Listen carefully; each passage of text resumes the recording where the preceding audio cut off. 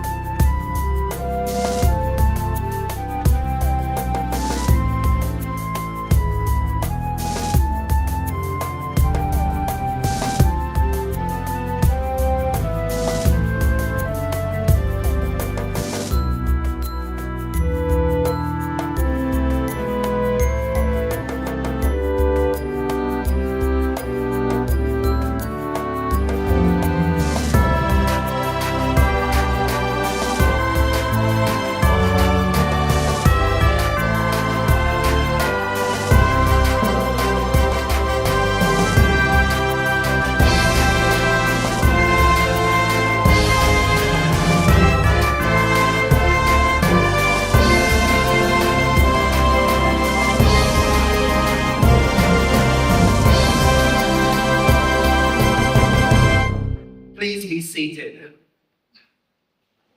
So once again, good morning, ladies and gentlemen. Earlier I did a temperature check, and I know things must have now heated up. So good morning, ladies and gentlemen. I'm still not getting the energy that I need, because this morning our conversation is about a very timely and important matter. And of course, our conversation is on artificial intelligence, AI. AI and us navigating the new human-machine partnership.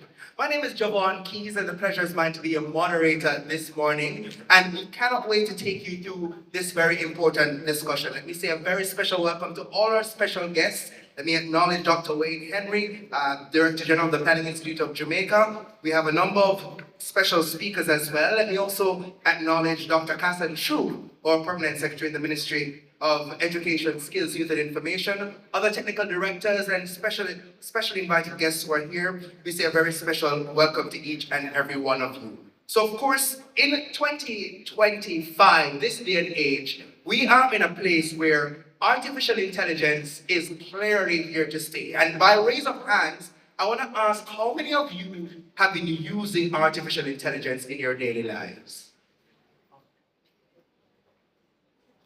I'm looking around, I see some people with no hands up, and I see Doc from the University of the West Indies. I feel like I want to come down there and ask. So we have hands up. And I want to say a very special welcome to our students who are in the room. Let's give a round of applause for our students. Because they are the ones who are inheriting this next step. Now, according to the ILO, when we get to 2030, more than 60% of jobs will require the skill of utilizing artificial intelligence. 60.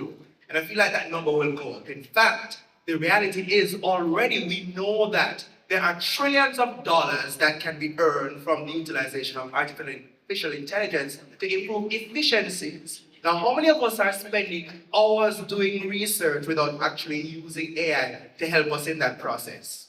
Some of us are still doing it. Of course, we have our lecturers who are still doing that, and that's important.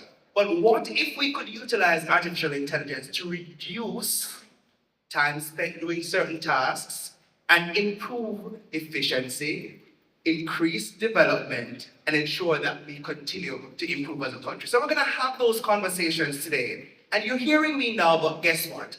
I am not alone this morning. I have a very special co-host, and her name is Naomi. Are you ready to meet her? So, Naomi, tell us a bit about yourself. Greetings from the Planning Institute of Jamaica, and welcome to the 2025 Labor Market Forum. My name is Naomi, and I am honored to be your co-host for this important event. Are you excited to be here, Javon? Oh, I am absolutely excited. And if you can just see the crowd in here, they're so excited to see you as well, ladies and gentlemen. So throughout this morning into afternoon's event, you are witnessing our very own artificial intelligence co-host. And this is historic for me, because for the years I'm hosting events, I've never had an AI co-host.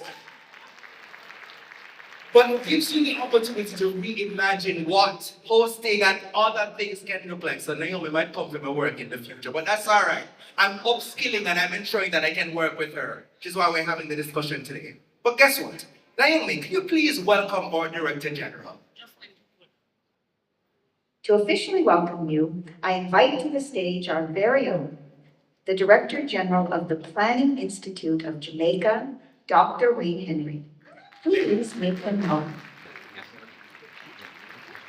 Mr. Javon Keys, moderator this morning, and Naomi, our co-moderator, followed by AI. I think that's the first time I'm acknowledging. You know, there's a time I was in a tour in Singapore, and they were showing us efficiency in planning in the public sector. And while we were gathered in a conference room, we were speaking, and someone came online and welcomed us, and very fluent, very smooth conversation, flowing conversation. And the person was present with us, just as Javon is present. And he says, okay, let's say bye-bye. And they say, say bye-bye to Kim. And Kim, anything else you want to tell us? And she says, yes, I'm a robot, right?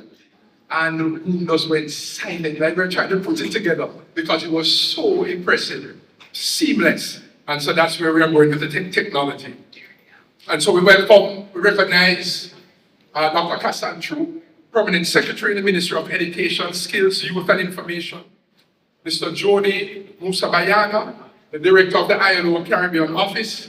Mr. Wayne Chen, President of the Jamaica Employers Federation, JEF.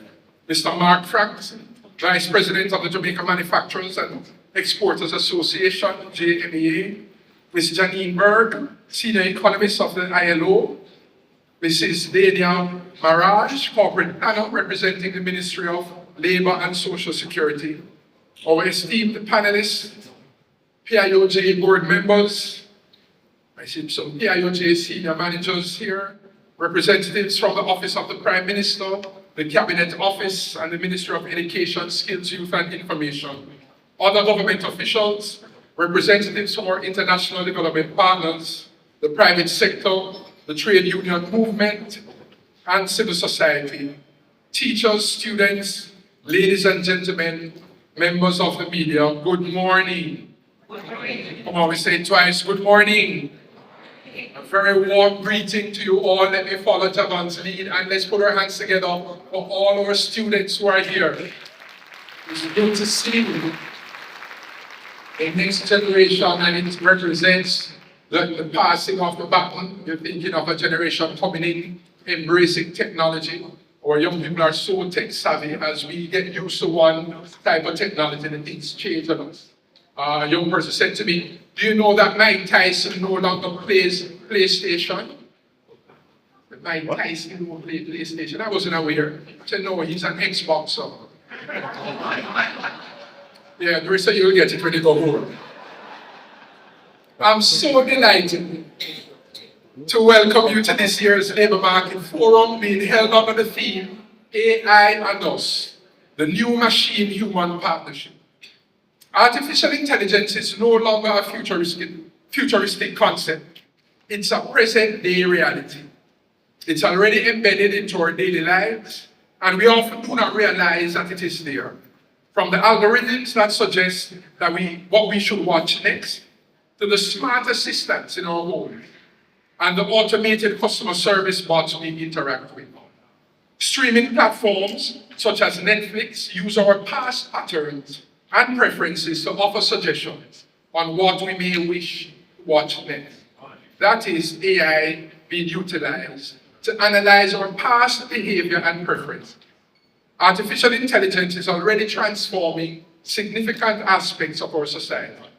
AI has proven and continues to be a remarkable technological tool that is both fascinating and transformative in its far-reaching influence and impact on the labor market.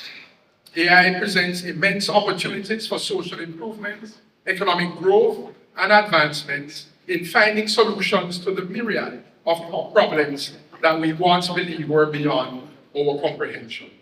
In this regard, artificial intelligence can significantly assist Jamaica in achieving its national development goals outlined in Vision 2030. By leveraging AI, the country can address critical challenges and accelerate progress across various sectors, as well as boost its global competitiveness, given the AI-driven transformation of the global market space. While AI presents unprecedented possibilities, there are also risks and dangers that we must consider and respond to, as with great power comes great responsibility. Artificial intelligence offers immense opportunities to boost productivity, unlock entrepreneurial potential, and create new and higher value jobs in the Jamaican labor market. AI can be beneficial to all sectors across the economy. For instance, for example, AI could help farmers to predict weather patterns and manage crops using prior data, while in tourism, it could improve customer service through AI-powered chatbots. The recently launched National Population and Sustainable Development Policy and Program of Action highlighted that Jamaica is experiencing a demographic transition toward an older population, with an increasing median age and the rising of the ratio of elderly dependents to the working age population. These demographic trends require purposeful action by all stakeholders to ensure the adequacy of healthcare and social services to address the challenges associated with this demographic change. There also needs to be deliberate efforts to ensure that the change in demography does not create a strain on the labor force. To this end, AI could be a powerful tool to address these challenges, spurring the creation of new digital labor opportunities for older persons in the population. I fail to recognize Dr. Heather Ricketts from university, who is one of them on the front lines leading a lot of our social policy responses in Jamaica. Artificial intelligence provides the opportunity for new frontiers. However, there are accompanying challenges. One of the significant concerns is the displacement of jobs, especially sectors which are exposed to AI-driven automation, such as the business process outsourcing sector. AI is most likely to adversely impact jobs which are routine and repetitive in nature, for example, data entry and customer service roles. At the same time, it is crucial that we address the ethical implications of AI in the labor market and the wider society. Issues such as bias in AI algorithms, data privacy, and the potential for increased inequality must be carefully managed. It is critical that we ensure that our labor force is equipped to reap all the benefits in this new age of AI. Our education and training system needs to adapt to ensure that our workforce meets the demand for skills such as creativity, critical thinking, and emotional intelligence. As AI continues to be developed and improved, its full long-term impact on the labor market remains difficult to predict.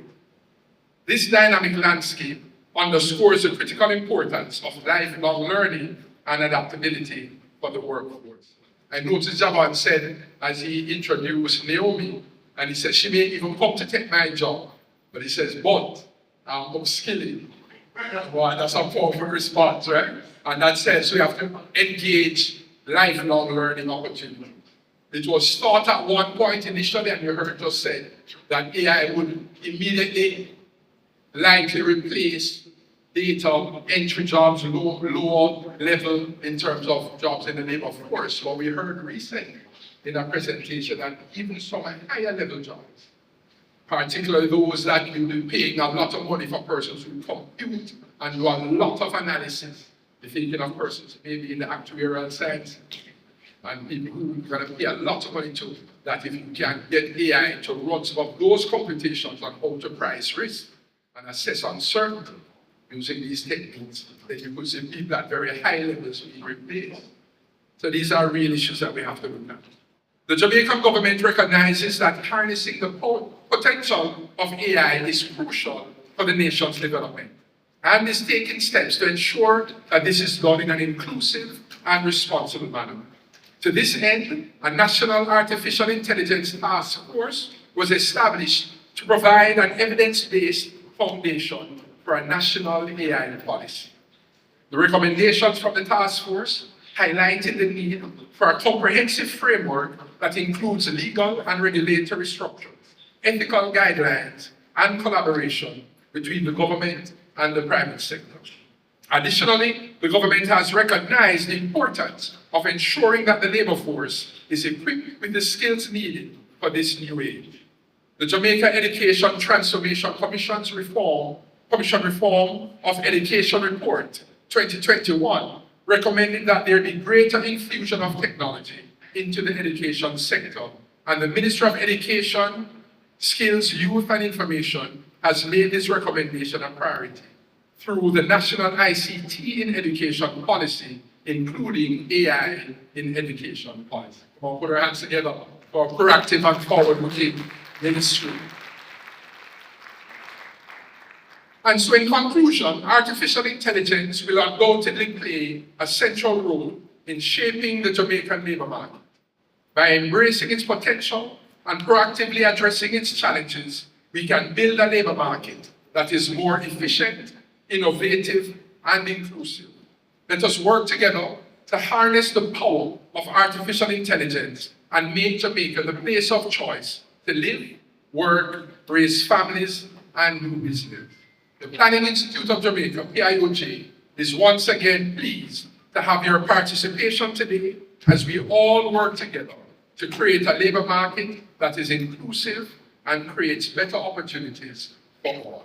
Thank you very much. God bless you all. May God continue to bless Jamaica and you.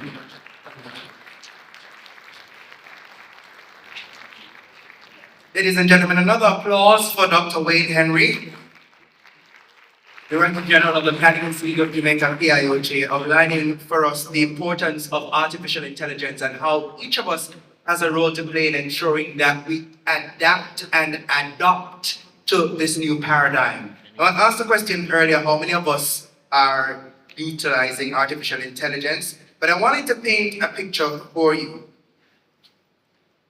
If you look at one of the most recent studies done by the ILO, in 2025, it looked at, it's called the 2023 Global Index of Occupational Exposure of Generative AI, that's Gen AI. It said it used nearly 30,000 tasks from Poland's 6-digit occupational classification and surveyed 1,640 workers. And here are some of the findings. 1 in 4 workers globally, that's 24%, are in jobs that are exposed to some Gen AI. And I feel like that may be greater for us in smaller markets now. The reality is also that exposure in high-income countries is about 34%. And the reality is that jobs that are most exposed are, get this, those that are clerical support roles, digitally intensive roles. And the reality is that while full job automation is unlikely, most jobs include tasks that still require human judgment and interaction. The more likely scenario is job transformation. That means each of us must now reimagine how do we do our jobs in the next few years. Remember earlier I quoted that in 2030, which is just down the road, that's where we're supposed to achieve our own homegrown vision 2030. And Dr. Henry says the tagline is what? To what? To make Jamaica?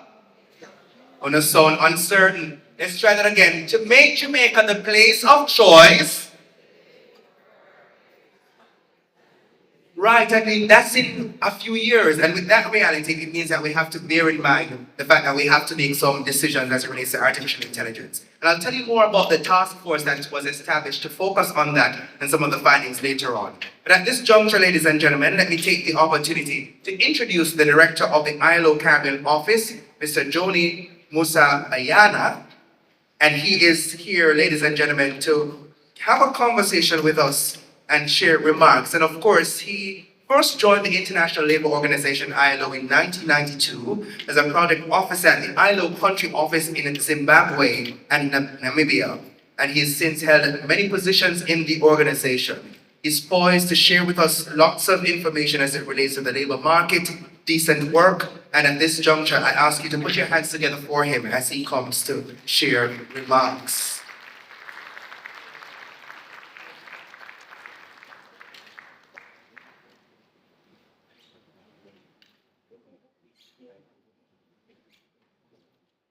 So we're gonna hold on to that for a little moment. I do understand that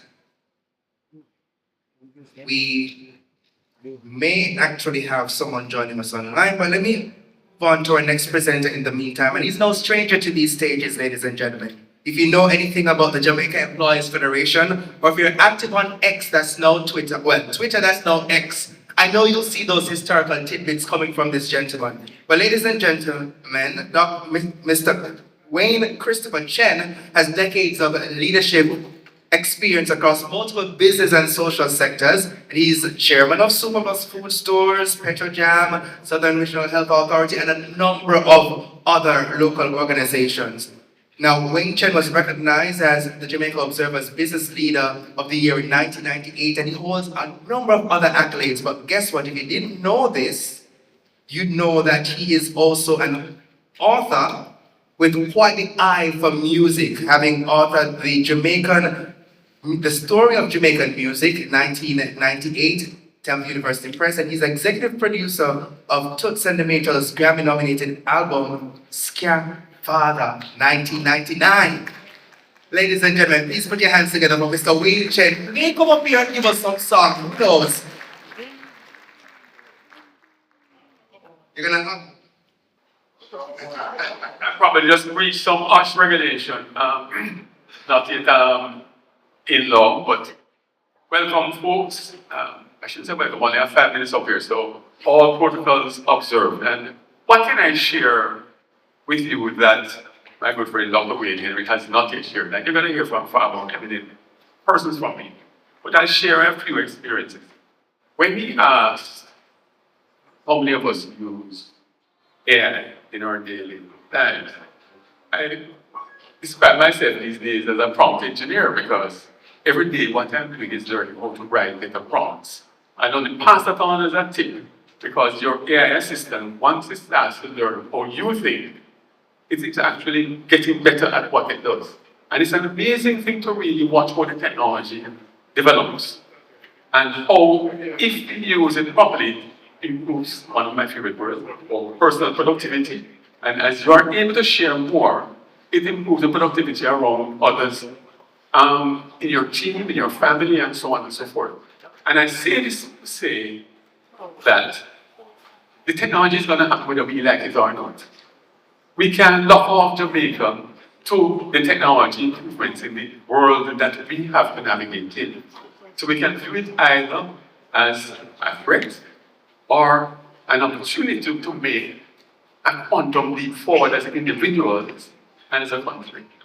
And it's important I raise these points because in all my stakeholder engagements with employers across the country, my involvement in organizations that have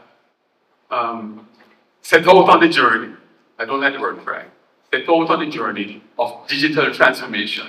And I tell you this, my 16-year-old advisors tell me that the term digital transformation is already obsolete.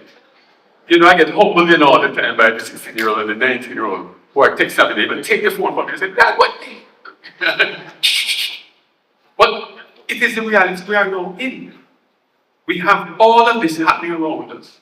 And we're either going to get blown away, like we do with the exogenous shocks that reach us from time to time, or we ride the wave to a much higher place than we currently are. Now, here's the big secret I want to share with you this morning. It's not a technology. It's not a technology. The issue I've found individually, in organizations, among our policymakers, and as a country, it's a mindset. And I have spent a lot of time in thinking, how do we change the mindsets of our people to make them more accepting of the technological advances, the changes in processes that have to take place for us to make the best use of them. And I realize it's a scary place. I would like to tell you my age. I'm well past, I'm well past retirement age, but I still have to work because I have young children. But that's not the point. The point is it is scary when we have spent our lives climbing up the corporate ladder, climbing up the civil service ladder, climbing up the entrepreneurial ladder, to hand over a powerful thing that we have, the knowledge that we have, the experience that we have, to hand it over to some wet behind the ears 21-year-old who has just entered the organization and is able to better maneuver in a new world that you did not create. It's a scary prospect. And I stand here today as the president of the Jamaica Employers Federation to say, those of you, because laugh at me and say, Puma, when they say me the foolish, Puma. It's not birth, it's not a curve. I have lived long with no mind. But we have to get out of the way of the young. We have to realize that the Jamaica that we are trying to build is not a Jamaica that we have conceived of in our minds. We can't impose the values of the silent generation, the values of the movement, the values of the next generations that weren't even born. The media age in this country, and I go down to like Ray and say, why do you want them things? Okay, your predecessor said you used to buy the publications. But the median age of Jamaica is around 30. What does that mean?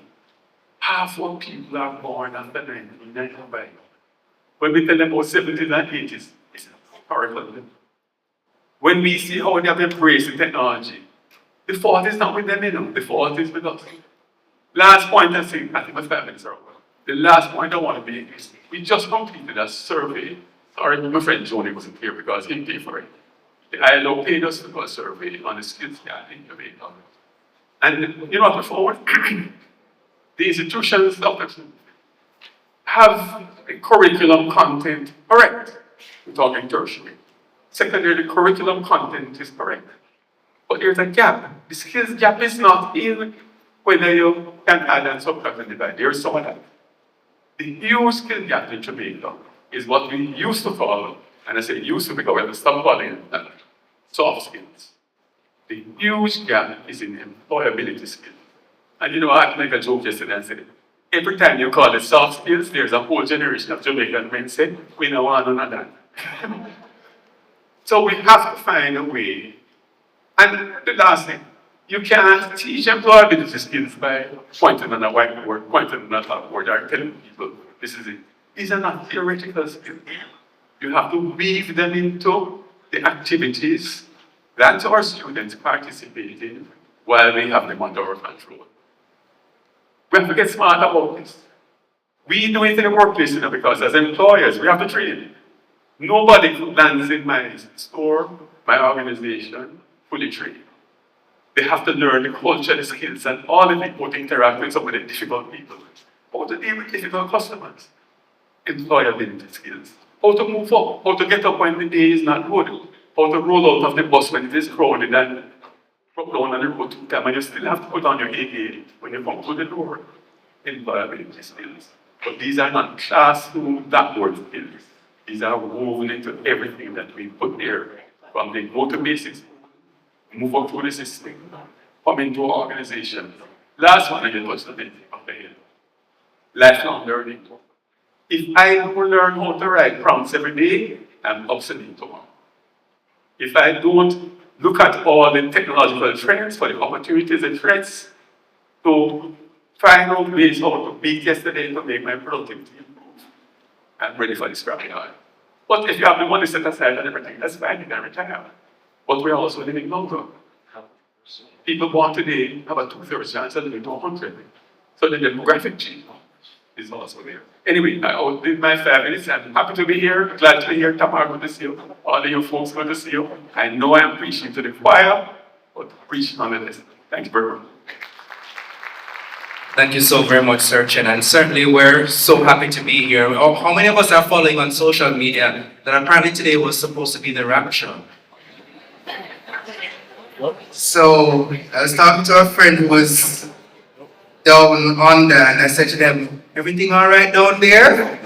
And they said to me, yeah man, we're still there. But ladies and gentlemen, that's all the technology as well, because if you know the exigence of this, it started with an email and a dream, and then an email that was sent across the world, and then it took life. But the algorithm has positioned it for us to all see it everywhere we are in the world. I want you to picture the fact that AI is in every single thing that we do now. It's no surprise that when you turn on your phone, you're listening to music on YouTube, or not even that, you're having a general conversation. You know, I like the BMW X5 2026. And you go on Instagram and what do you say? And you know, so the bank account might not have the X5 money, but you're getting those ads. Realize the fact that everywhere we go, it is there. And the reality is that the skill and upskilling has to continue to happen in the business spaces, as we're saying. And we know that Art NSTA Trust that is on the ground, they are doing quite a bit of work in engendering those soft skills, which are critical skills in the labor force. And of course, we know that in Jamaica, we don't really, as you said, the men don't want to talk about soft skills, but the reality is that those skills are important in the overall matrix of business. Now, I want to take the opportunity to ask Naomi to introduce the speaker that follows Mr. Chen. Hey, Javon, was that for me? Yes, that was for you, Naomi. Can you please introduce the speaker that follows Mr. Chen? And now, I have the pleasure of inviting the distinguished Mr. Shamir Browns to deliver remarks from the Jamaica Confederation of Trade Unions. And you need to put your hands together for him.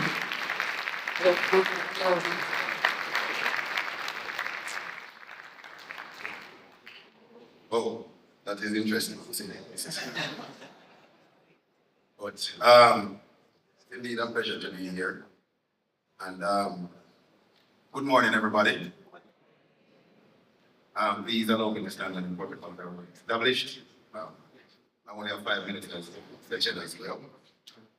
But I do want to express apologies on behalf of the President of the Confederation of Trade Unions, Mr. St. Patrick's Ennis. He's unavoidably absent today, and I'll try my best to stand in his stead as I deliver his remarks. It is truly a privilege to bring greetings on behalf of the JCTU at an important and timely forum such as this that is being held under the theme AI and us, navigating the new human-machine partnership. Let me first thank the organizers for convening such a critical gathering, bringing together different stakeholders from government, private sector, academia, civil society, and of course, the workers of Jamaica. This signals a shared commitment to shaping a future of work that is just, inclusive, and forward-looking. As trade unions, and I have to be very clear about this, our mission has always been to protect, represent, and uplift the worker.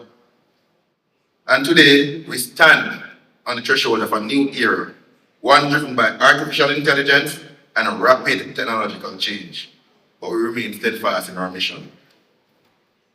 AI is not some distant possibility. We used to hear about it, but now it's here. It's already reshaping the way how we work, how we live, and how we interact with each other. From areas like banking to agriculture, education to healthcare, the influence of AI is growing, and so too its impact on our labor market. Our labor market, I mean the Jamaican labor market. Now we must be frank. The introduction and expansion of AI carries both great opportunities and serious risks for workers. On one hand, we cannot ignore the very real concern that automation and AI may displace certain categories of jobs, particularly those that are considered routine and repetitive. This represents a particular challenge for workers in certain areas such as manufacturing, clerical support, and even some areas of customer service.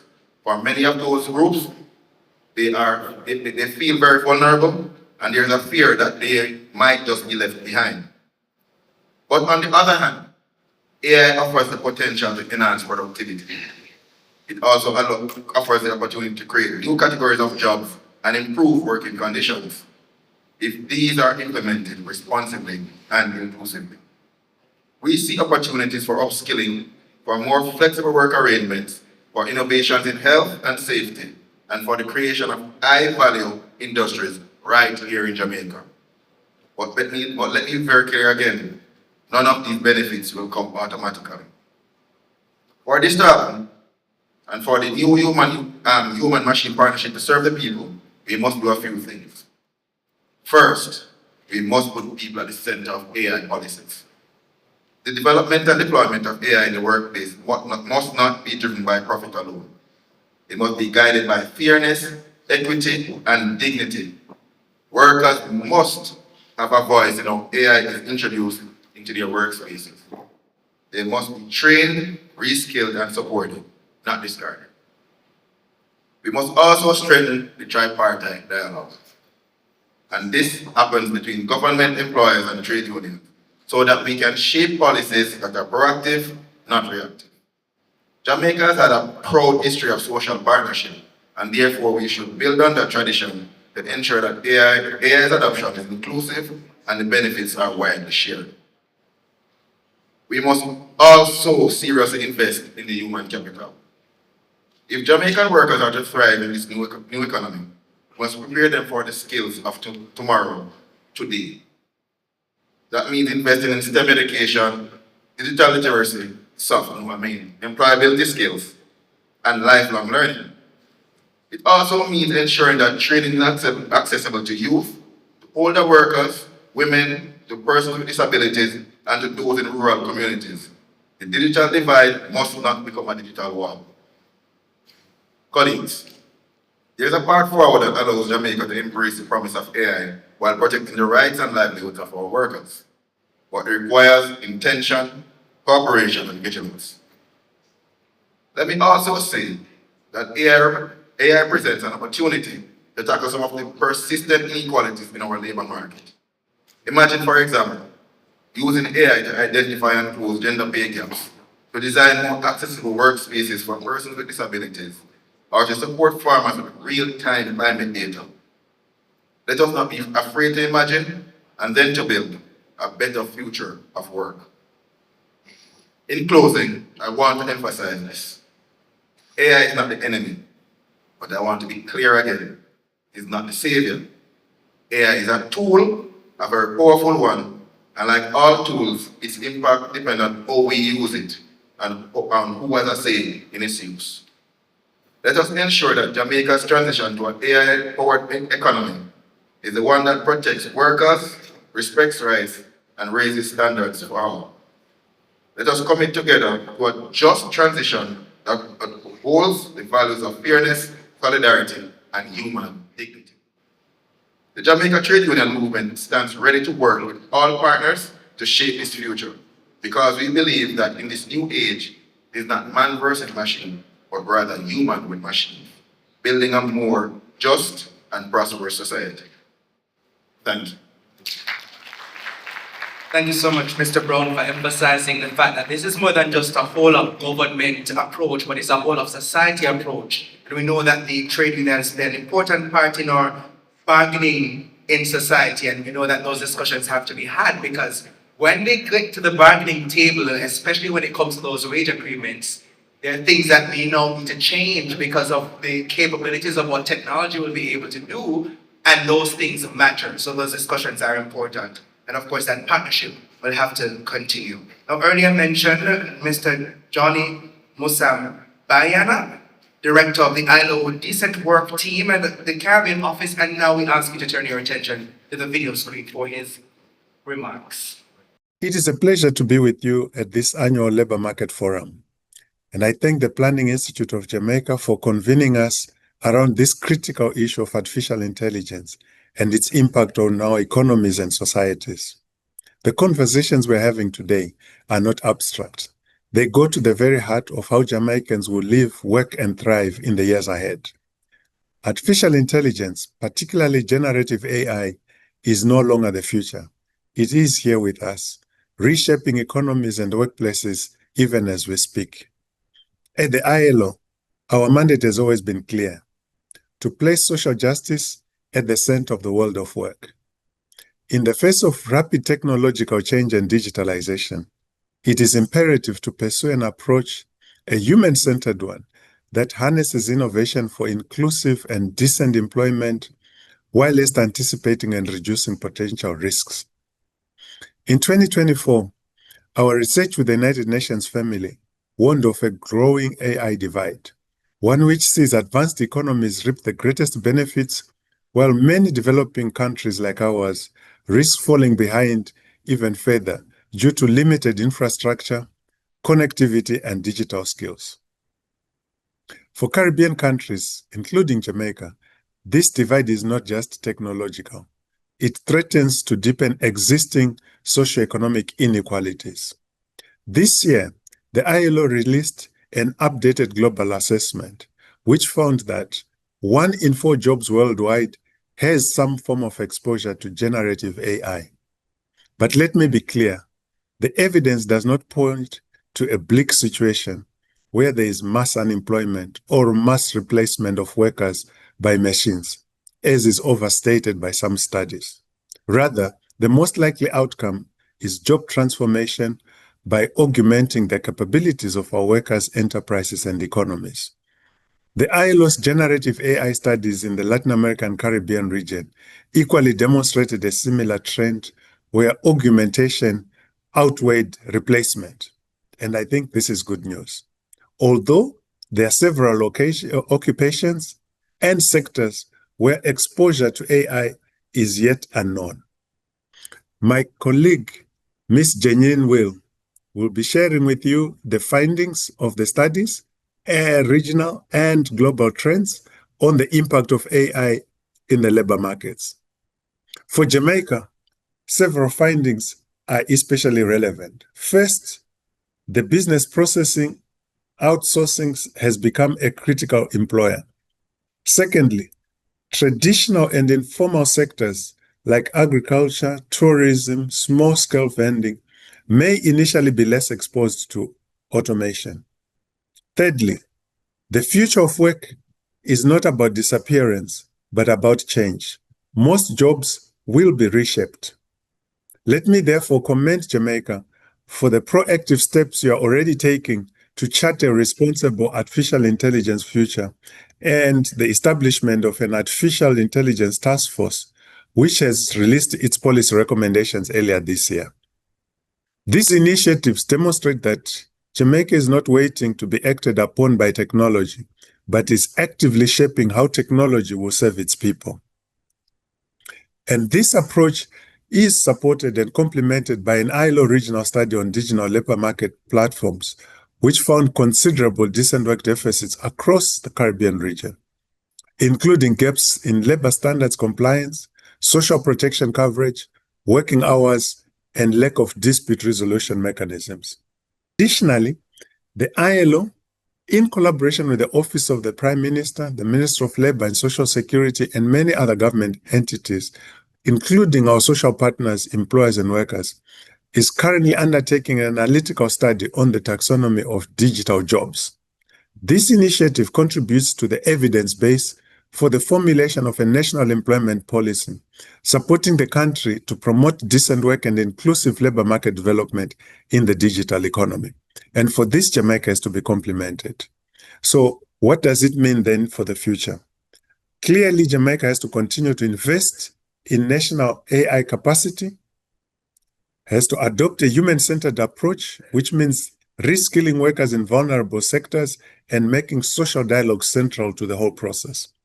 Strengthen international cooperation and ensuring that Jamaica is an active voice in the global arena on issues related to AI as it impacts its people.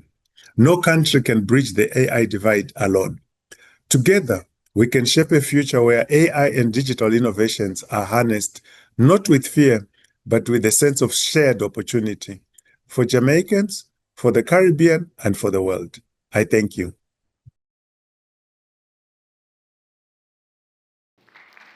Certainly, resounding round of applause, please, for the director of the ILO Decent Work Team and Office of the Caribbean. And many of you may know that the ILO has done quite a bit of work in Jamaica on looking at decent work and many areas of employment and so on. And we know that that partnership will continue. It was also mentioned the National AI Policy. And how many of us actually knew about, well, the National AI Task Force? Now, how many of us in this room are actually familiar with the fact that we have an AI Task Force?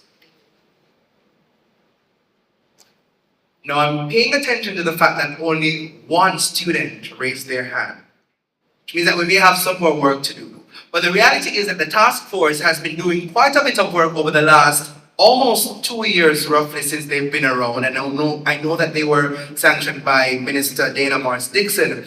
And the reality is that they've pointed out a number of key areas of focus for policy recommendation, including AI for innovation and economic growth, education and workforce development, public awareness and sensitization, and the need for that, AI infrastructure and technology, international cooperation, and we know that partners like the ILO will be critical to that, as well as legal regulatory frameworks. Now, I'm saying that to say, if you have not done so, please take some time to go on and find out what the ILO, what the local task force, that's the AI task force, has recommended, because the reality is that those recommendations will impact us.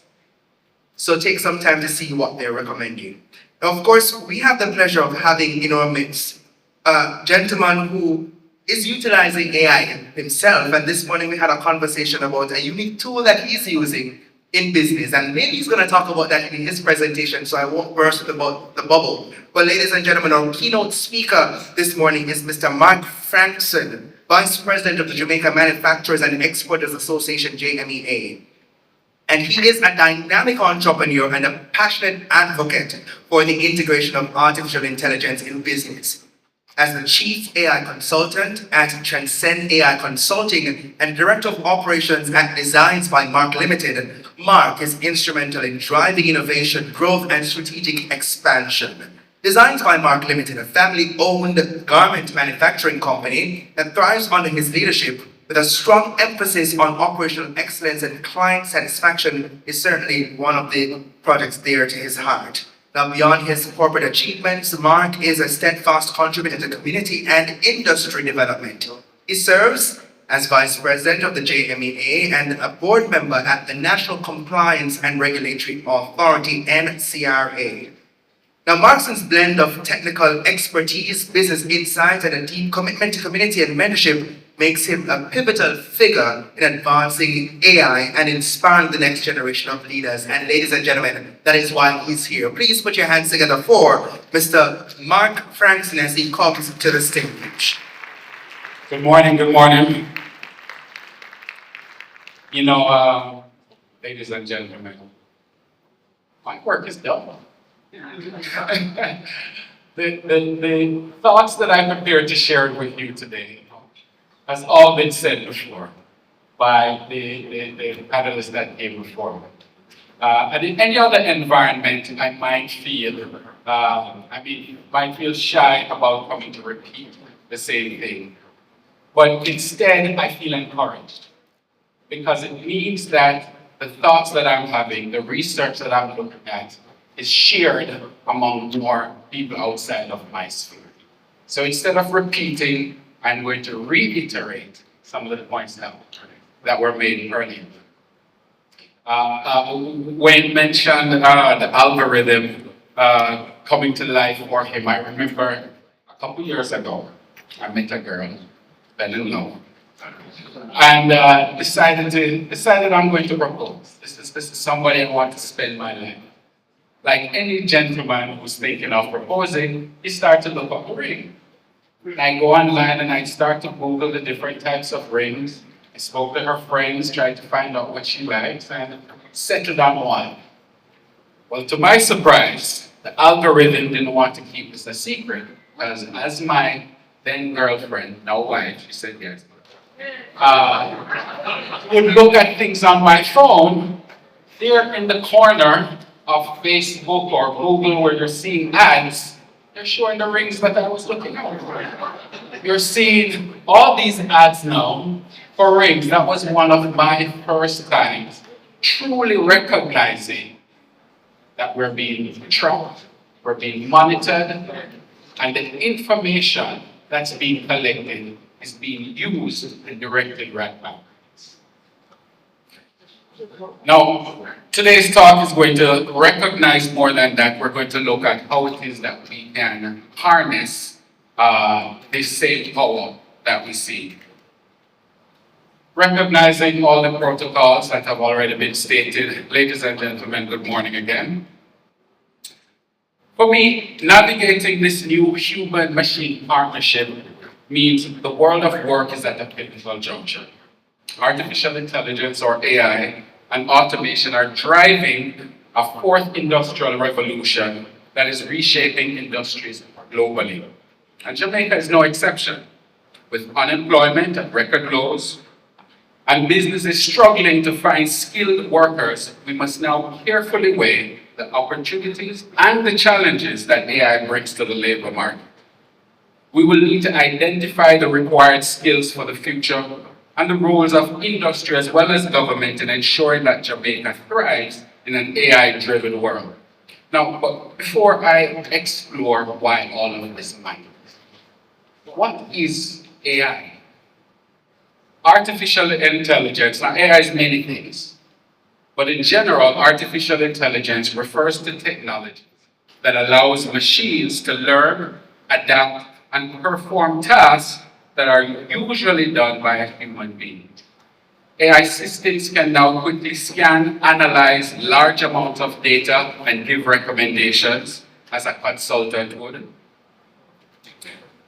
Generative AI can write letters, create documents, draw images, and generate videos with incredible detail. AI chatbots can interact with customers via WhatsApp and provide answers to basic questions.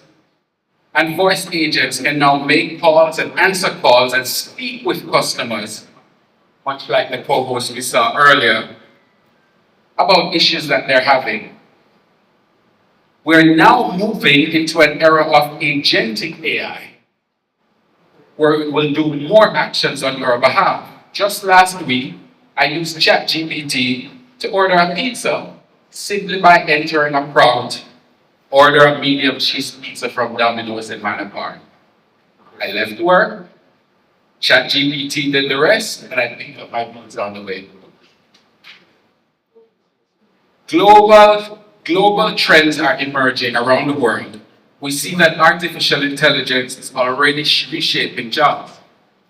The World Economic Forum projects that by 2027, 25% of the roles we have now will be disrupted, and millions of other jobs will be created and displaced.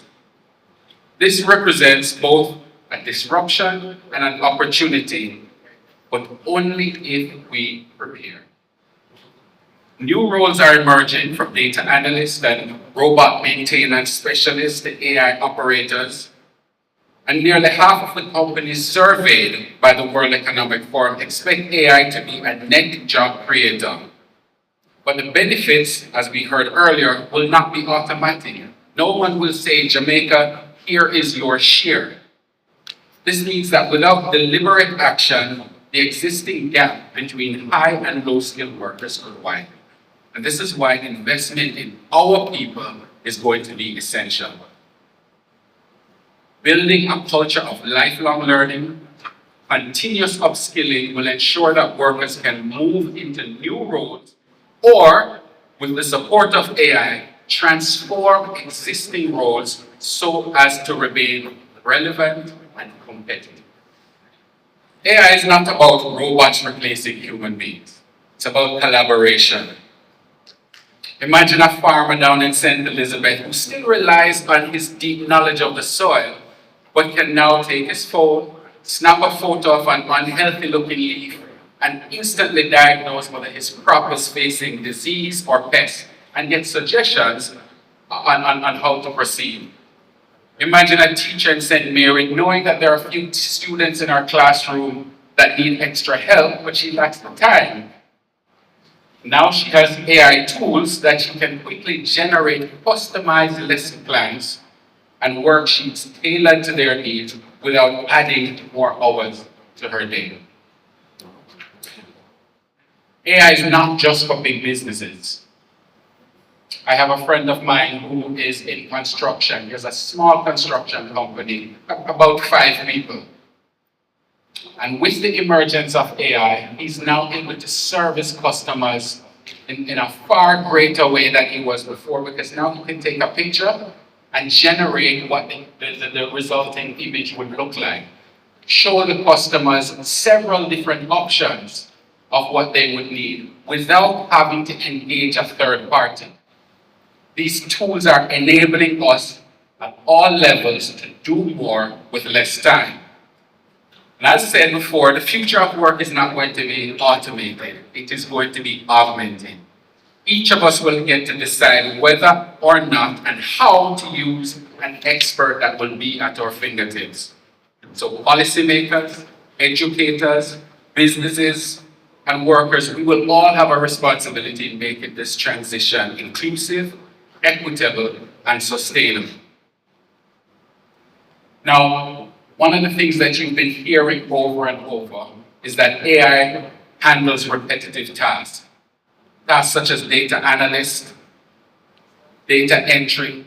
These are things that can now be passed on to AI and allow humans to remain creative and focus on more complex decision-making activities.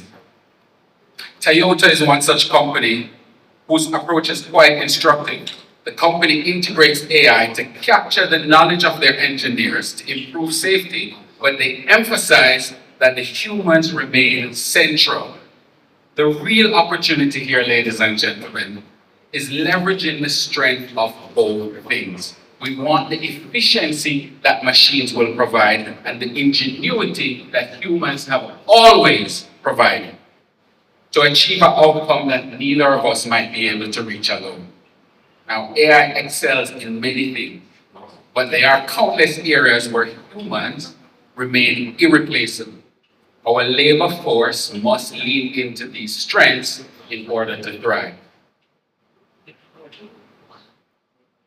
Not soft skills, such as creativity, imagination, emotional intelligence, empathy, ethical judgment and values, adaptability, and let us not forget common sense. These are areas where human beings excel. Now, Jamaica's economy stands at a crossroad. The manufacturing industry, for example, the engine of growth, we are facing an increasing pressure to adopt Industry 4.0, which is a combination of AI, robotics, and automation, or risk falling behind. The opportunity is clear. AI can boost productivity, AI can reduce costs, and AI can open new markets. For a country that is aiming to grow our manufacturing share of GDP and export, AI-driven innovation could be transformative.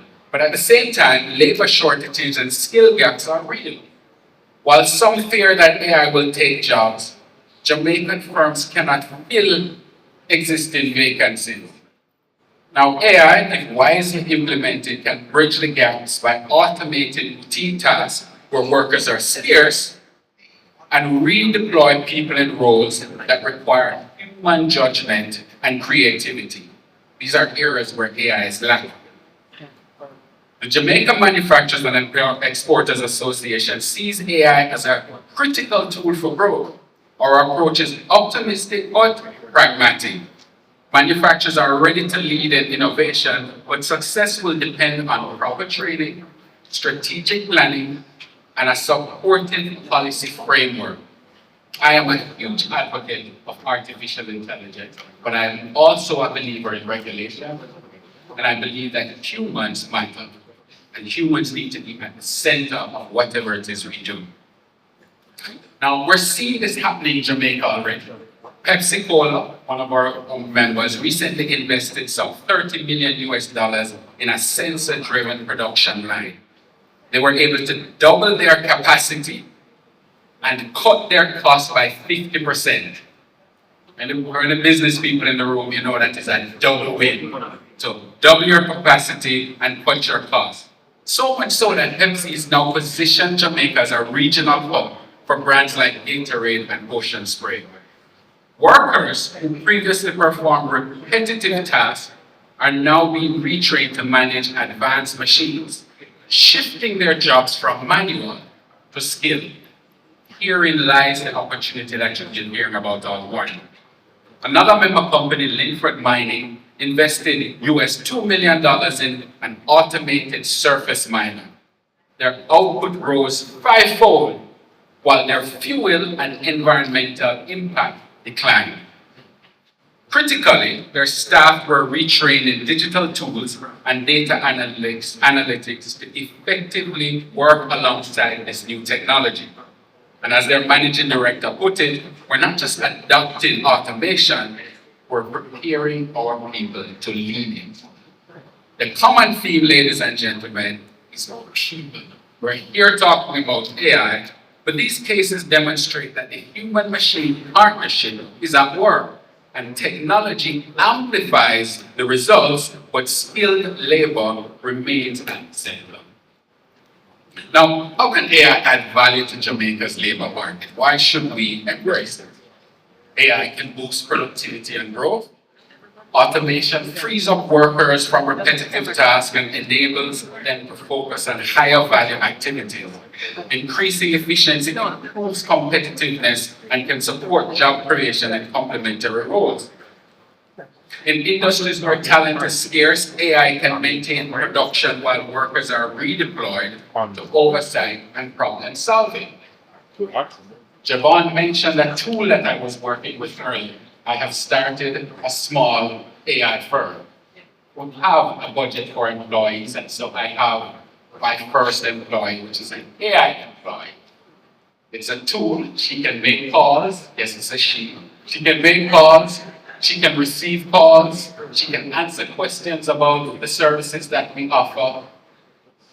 And she can book appointments for me to then speak with a person. So we're shifting our human talent to doing more complex tasks that requires humans, while AI is doing the repetitive remedial task that doesn't require human attention. AI will also spur job growth in tech services, data analytics, robot maintenance, and more. And Jamaica can carve out niche areas like this for AI-enabled agriculture, supply chain analytics, and a regional customer service. But it's not just about new jobs. An often overlooked benefit of artificial intelligence is that it can make existing jobs better.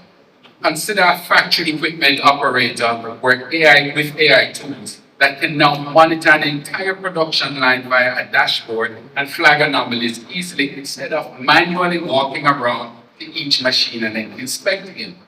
Their job has evolved from repetitive checks now to strategic thinking. As AI is doing more of the doing, we, ladies and gentlemen, need to shift to more thinking. We now need to become more strategic. We now need to become more creative, because instead of doing the task, we'll now shift that over to AI. What is left for us? We have to be in the driver's seat. Now, as you heard from Dr. Henry, while the opportunities are great, it is crucial to confront the challenges and legitimate concerns around AI in the labor market. How many of us here feel optimistic versus nervous? AI displacement fears are real. And the most immediate concern for workers is, will AI take my job?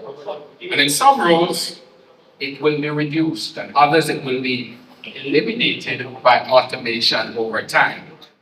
For example, an assembly line packer may be replaced by a robotic arm, much like the one that is at the back of the room. So yes, some jobs will disappear, but new ones will be created. The key is managing this transition humanely. Reskilling programs and clear communication are needed so workers can understand that the goal is to move them to better position and not simply remove them. A major hurdle in Jamaica to AI adoption is the shortage of skilled personnel to implement and maintain these technologies. Many manufacturers worldwide report that a lack of internal expertise is the #1 barrier to adopting AI. And Jamaica faces this acute. We simply need more engineers, more data scientists, and more technicians with AI know-how. Our education system and training programs are going to be necessary in this arena. And I am encouraged to see people like Marc, UTEC, and UE are already thinking ahead and starting to implement programs that will teach the next generation about AI. Now, advanced AI systems and automation and equipment require significant upfront investment, something many Jamaican SMEs find challenging. There's also a need for reliable infrastructure, consistent electricity, robust internet connectivity, and cybersecurity measures to support these digital operations. But the barriers that were once held back technology adoption in countries like Jamaica, such as cost of hardware and limited internet, are gradually lowering. They haven't vanished, but this is where government incentives and partnership can help. More on that later.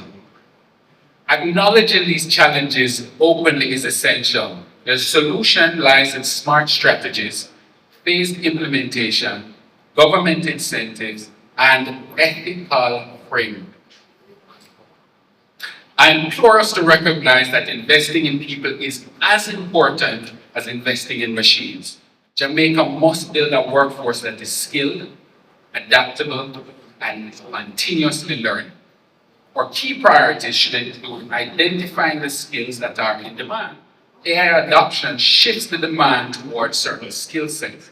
Key skills and roles that Jamaican employers, especially manufacturers, will need. Digital literacy and data analysts. Every worker will need a baseline comfort with digital tools and the ability to interpret data. Now, as I started to put my thoughts and remarks together, an article I came across mentioned that several companies globally are starting to list AI literacy as a requirement in their job descriptions. And get this, many of these companies can't even define exactly what AI literacy is. The article said this. They don't know, they admit this, but we want it. Companies want to know that they're attracting the best and the brightest in their organization. So it's twofold. You want to use AI so that you don't get left behind, so that you can remain competitive. But you also want to be seen as a forward-thinking company. These are things that we must consider as we look at the new AI workforce marketplace.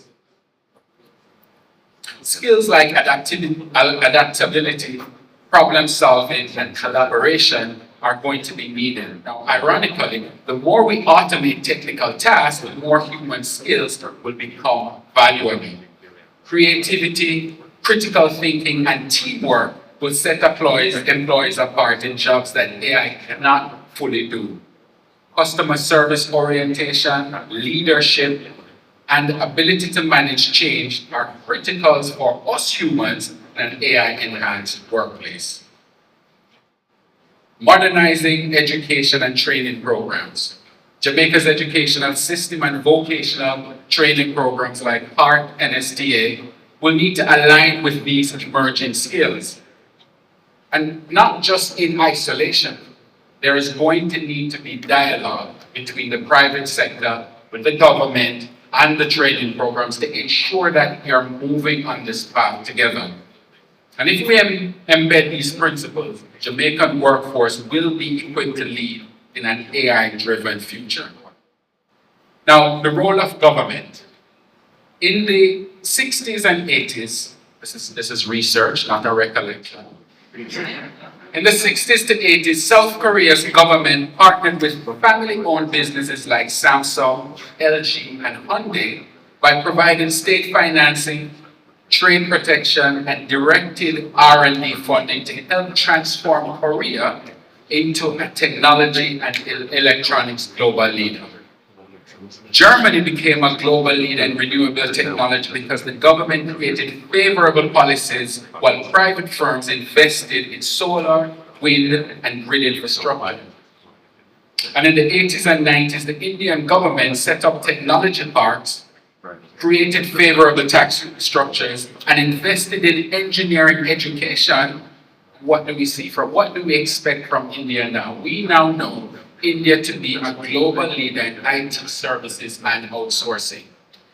What I'm saying, ladies and gentlemen, is that this won't happen overnight, but it also won't happen by accident. Intention is going to be needed for us to reach the point of, to reach where we're going with AI. The government action is pivotal in creating and embedding an environment for AI transformation here in Jamaica. The National AI Strategy to define the goals, ethical standards, and sectoral priorities will be key. Updating the curriculum, investing in teachers and training. So it's not just students. The teachers and trainers will also need to be a part of this. Providing incentives for adoption, tax credits, grants, and funding for SMEs to pilot AI. And I see where the JBDC is already leading the charge in providing classes on digital transformation. The government will need to invest in infrastructure, carefully craft labor policies, and collaborate with global leaders in CARICOM to share expertise and attract investment. Here are 2 words probably didn't. In conclusion, AI is here to stay, and it will increasingly shape the world of work. The question for Jamaica is not if we integrate with AI, but how do we do so? We have a tremendous opportunity to leverage AI for national development, boosting productivity, addressing some of our labor market challenges, and creating new pathways for people to excel. But it requires foresight and unity of purpose. As an AI practitioner, I see firsthand the astonishing capabilities of this technology can offer. And as a representative of the manufacturing sector, I also see the practical challenges on the ground. Bridging the gap is not going to be easy, but that is our task. We must ensure that the new human-machine partnership is one where humans are empowered and valued. AI can do amazing things, analyze vast amounts of data in seconds, perform precise movements tirelessly, yet humans remain the authors of innovation. It is our creativity, our empathy, our critical thinking that will direct AI positive ends.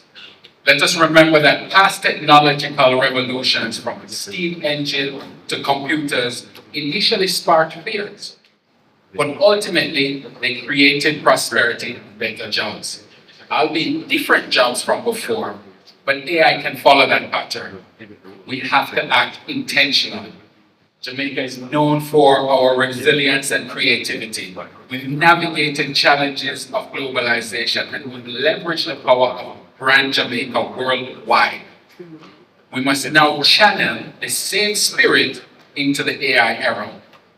In closing, I urge the stakeholders here today, policymakers, to continue the dialogue and put in place the policies that will encourage innovation while safeguarding our work. Us as manufacturers need to be bold in adopting new technologies and bring our workers along as partners. This is not about replacement. Educators, we look to you to ignite curiosity and skills in the next generation. Students, ask you to seize the opportunity that is available now. Become the AI creators and robotics engineers of tomorrow, but also recognize that learning doesn't just happen in the classroom. You have a responsibility too, not just your teachers. And labor representatives, work with us to ensure the transition is fair and gains are shared. Each of you has a voice in sharing this future, in shaping this future. Because in the end, AI and us is not a story of us versus the machines. It's a story of how we can achieve more together. If we navigate this new partnership wisely, we will see Jamaica where our industries are competing globally, where our labor force is highly skilled and adaptive, and our society will reap the rewards of higher standard of living and sustainable growth. This is the vision we should strive for. A future where AI adds value to every Jamaican's life and work. And a Jamaica that in turn adds its unique value to the AI journey. Ladies and gentlemen. Another round of applause, ladies and gentlemen, for guest speaker. Who quite aptly outlined for us some food for thought. Are we changing our mindset when it comes to artificial intelligence? Have we been deeply thinking about what the future will look like for us? Are we considering how we'll be taking on that charge of lifelong learning and role transformation, filling the gaps where they exist, and ensuring that we're leveraging the strengths of us as human beings, but also the strength of the technology? He asked a question about how many of us were optimistic, so I'm going to ask it again because I didn't see any hands. How many of us are optimistic about the future with AI? How many of us are nervous about the future with AI? Let's be real. But I know for some of you, because of Mr. Frankson's presentation, your fears are somewhat allayed because the reality is we are still going to be needed. The trick is though, if you not take heed, and you say, boy, you know, so my work not get take away. Or boy, you know, my work not gonna be affected. That's where you're gonna be left behind. And that's how you need to be fearful. So I'm gonna encourage you, ladies and gentlemen, take some time now to look at the National Task Force findings, the ILO report, and take some time to ensure that you are utilizing the technology because we don't want to leave anyone behind. And the future is ours to benefit from those productivity boosting capabilities that Mr. Frankson spoke about, support for job creation in some areas, and allowing us to shift to where we are needed most, which is what? To think. So the AI can do, but what are we going to be doing? We have to be strategic. Thank you so much for those insights, Mr. Frankson. Now, ladies and gentlemen, at this time we have a presentation. So, Naomi, after we've heard from Mr. Frankson, can you give us an idea of what's to come from Campion College?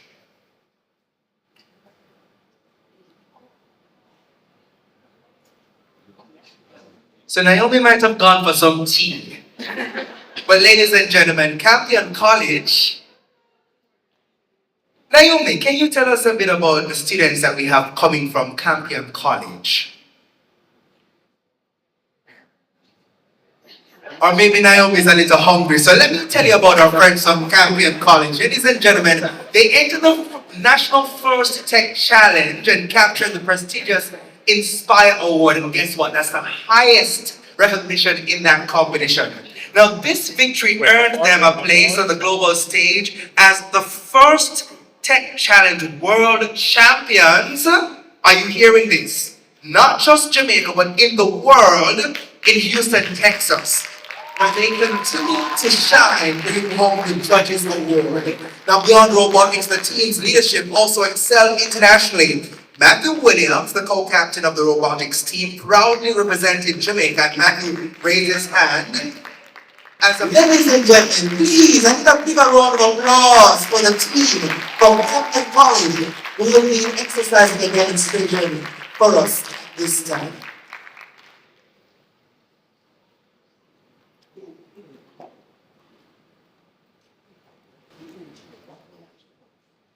Good morning, everyone. I'm Rithvik. My name is Rithvik. I'm the lead engineer and the co-captain of Campion Crops.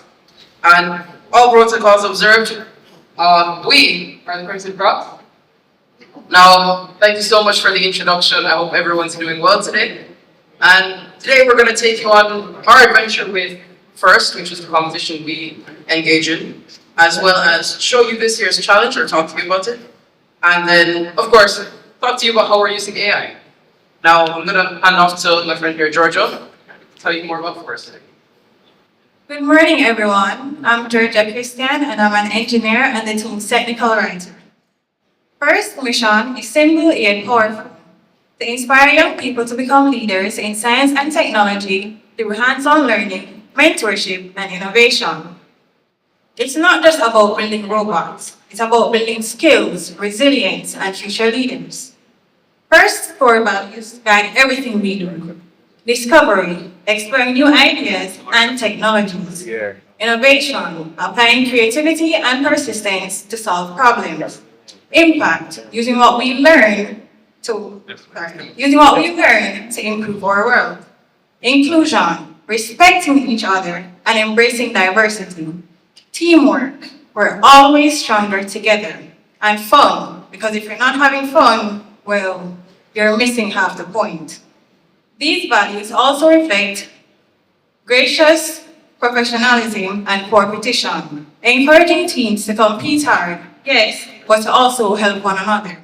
Now passing over to my teammate Adriana.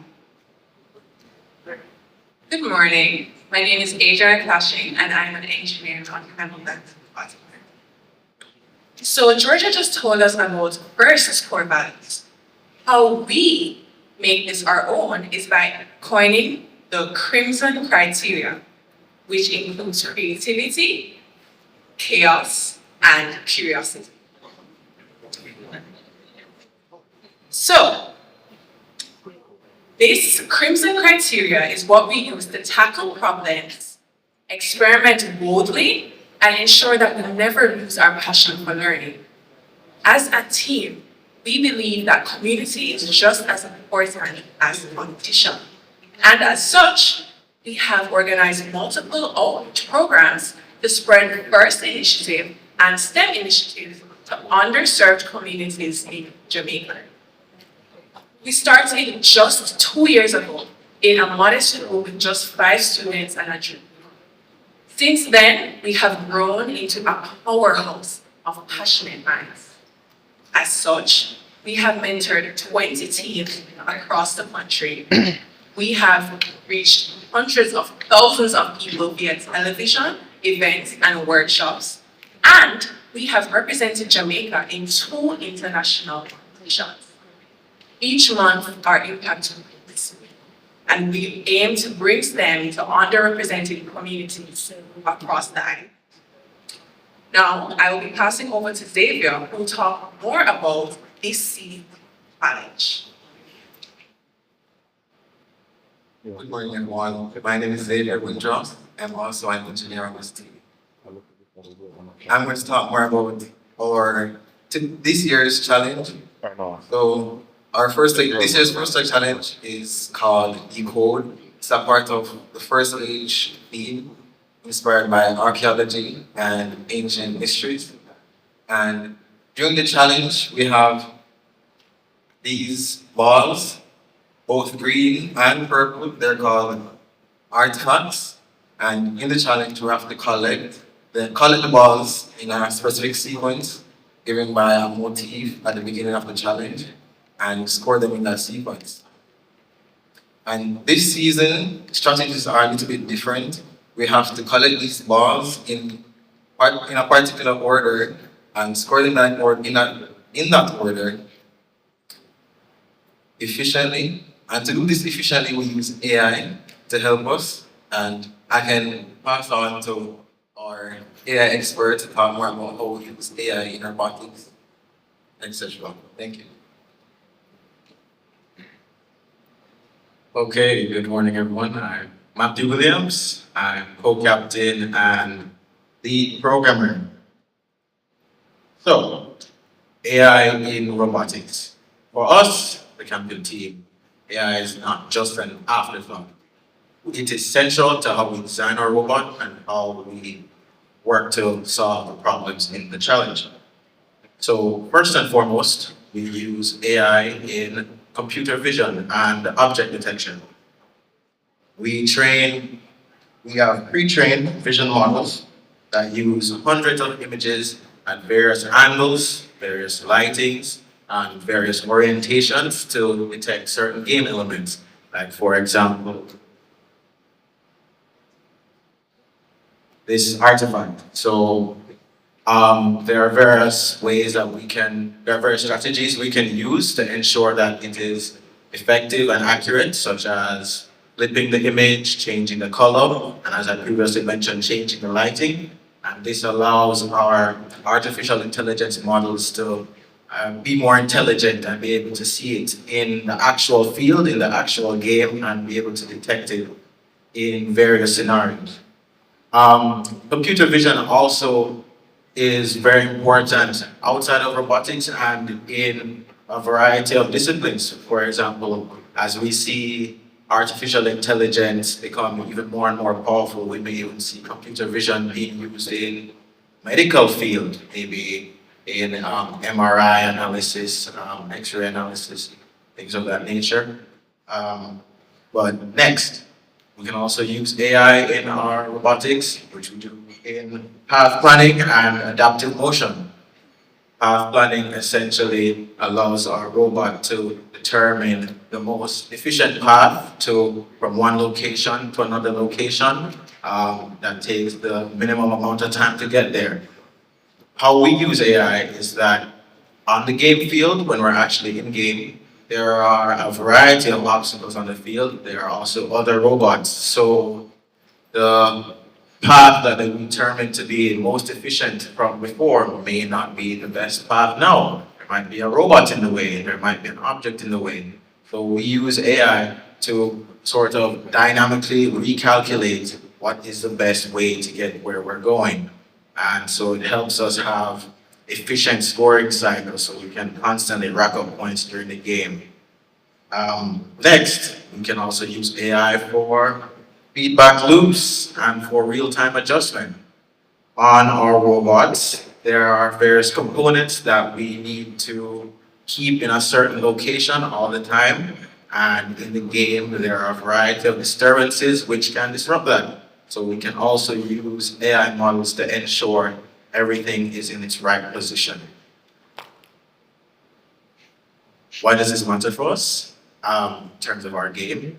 In the code, things require order. Things need to be correct and things need to be quick. So we utilize AI to ensure that every mechanism on our robot and every subsystem in terms of our code, every subsystem is running quickly and is running efficiently. So we can get the points that we need to win. Now, AI for me personally, as you heard in the introduction, I had the opportunity to represent Jamaica over summer in the International Olympiad in Artificial Intelligence. Now, at that Olympiad, I was tasked to develop artificial intelligence models to solve certain tasks, whether that be computer vision, as I previously mentioned. Like we had to develop a model to identify animals in a series of images taken from zoos. That was a lot of fun. Being at this competition, it allowed me to think outside of the box and consider things from a more systematic perspective. And it allowed me to view puzzles not just as individual issues, but all interconnected, which is what AI actually does. It allows us to take various problems and realize that in terms of trends, how are they related, how do they correlate, and what is to come. So regardless of what I'm doing as a student in STEM, whether that be using artificial intelligence for FTC or using it in an Olympiad, it is beautiful to see how it will develop in the coming years. So I'd like to pass it back to Ridley, that is within our robot. So, well, as you can see, this is the Team Jamaica bot, right?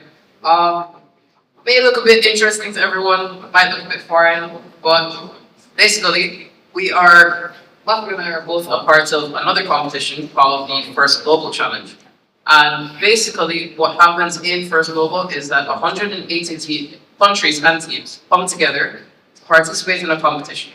And first mission is usually trying to bring attention to like global warming, climate change, different problems in the world. And we do that through robotics. Now, this year's challenge for First Global is revolving around ecosystems. So bringing back ecosystems, we're losing a lot of them right now due to global warming, climate change, so on. So we're trying to bring those back. And the way the game works, we have those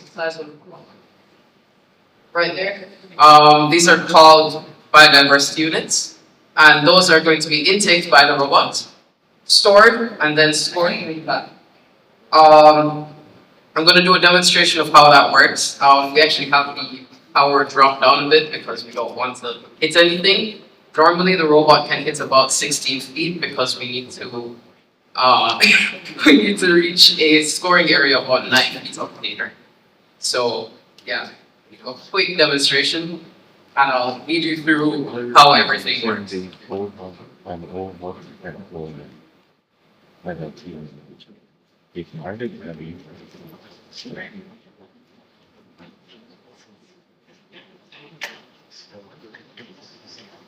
So while we're prepping, does anyone have any questions so far? Not really, no. Okay.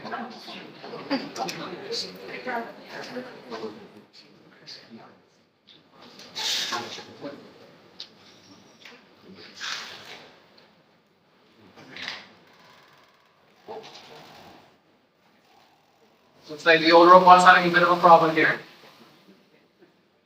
One second.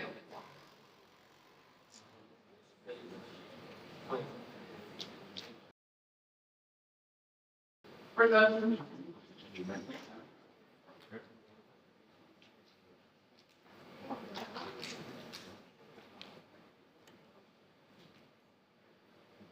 Yeah. Right. Lower power, normally, at a higher power, we can hit about 16 feet in the air. Visual will be critical, however, due to us not knowing how high the ceiling was going to be, we actually did deliberate before arriving here. But yeah, that's the global robot. Now,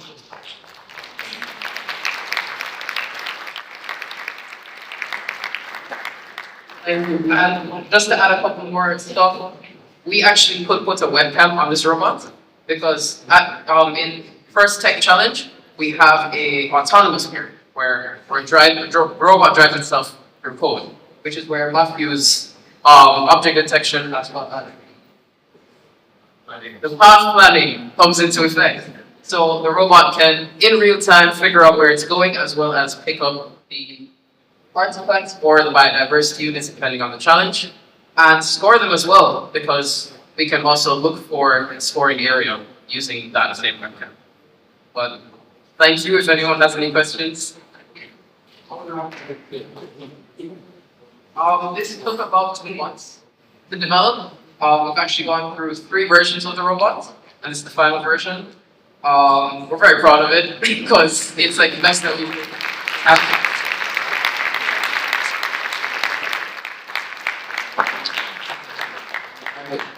And well, thank you everyone. Now, ladies and gentlemen, you have to give the rhythmic at the team another round of applause. Award-winning Campion College Artificial Intelligence team.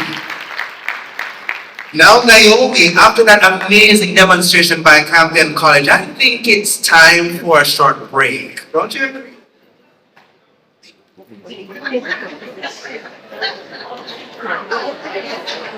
I think Naomi might also be on her own break, so let's try it again. Naomi, it's time for a break, don't you think?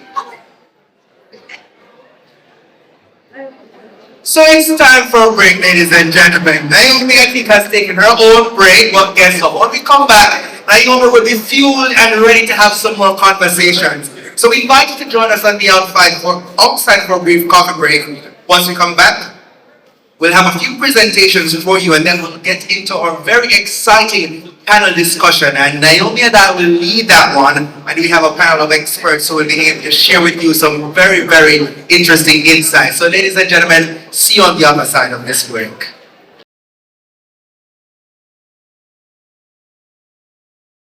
Ladies and gentlemen, welcome back. Welcome back. I hope you enjoyed the very short break, and you are fueled and ready to get the conversation going. In fact, Naomi, did you get some tea during the break? Hey Javon, thanks for catching the ball earlier. I really was a bit hungry, and thanks to the ushers at the AC Hotel for bringing digital tea and biscuits. I can confidently say, gas bus. If anything, this proves that we will need ongoing collaboration between AI, such as myself, and humans, such as yourself, Javon. Anyways, let me say thanks to our keynote speaker, Mr. Marc Frankson and well, Campion seems to have it down pat. Any students from St. Jago High School or St. George's High School in the crowd? What about Jamaica College? It is good to see our students here today and the potential for greatness. Thanks for that amazing presentation from the students of Campion College. We hope you visited some booths during the break. Now on to the panel discussion. Over to you, Javon. Thank you so much, Naima. So you see little boss gas work, little team work for her, and she thanked the team. Now give the team a round of applause for Naomi. And she hinted at the panel discussion, but we're not quite ready for that yet, because of course we have giveaways, and these two giveaways, ladies and gentlemen, are courtesy of Star Apple AI, and they're one of our partners for this event. So we have two questions, and notice that there is a microphone situated in the center aisle, and the first person who can answer this question at that microphone will win for themselves a subscription courtesy of Star Apple AI. And they're going to give us the details when Adrian comes up here. But if you can answer the question, if AI is for day-to-day tasks or repetitive functions, what do humans need to do? If AI is for repetitive or day-to-day tasks, what do humans need to do? Say your name, and of course tell the audience and those online which school you're representing, and they can give us your answer. Good afternoon, I'm Emily Robertson from the Queen School.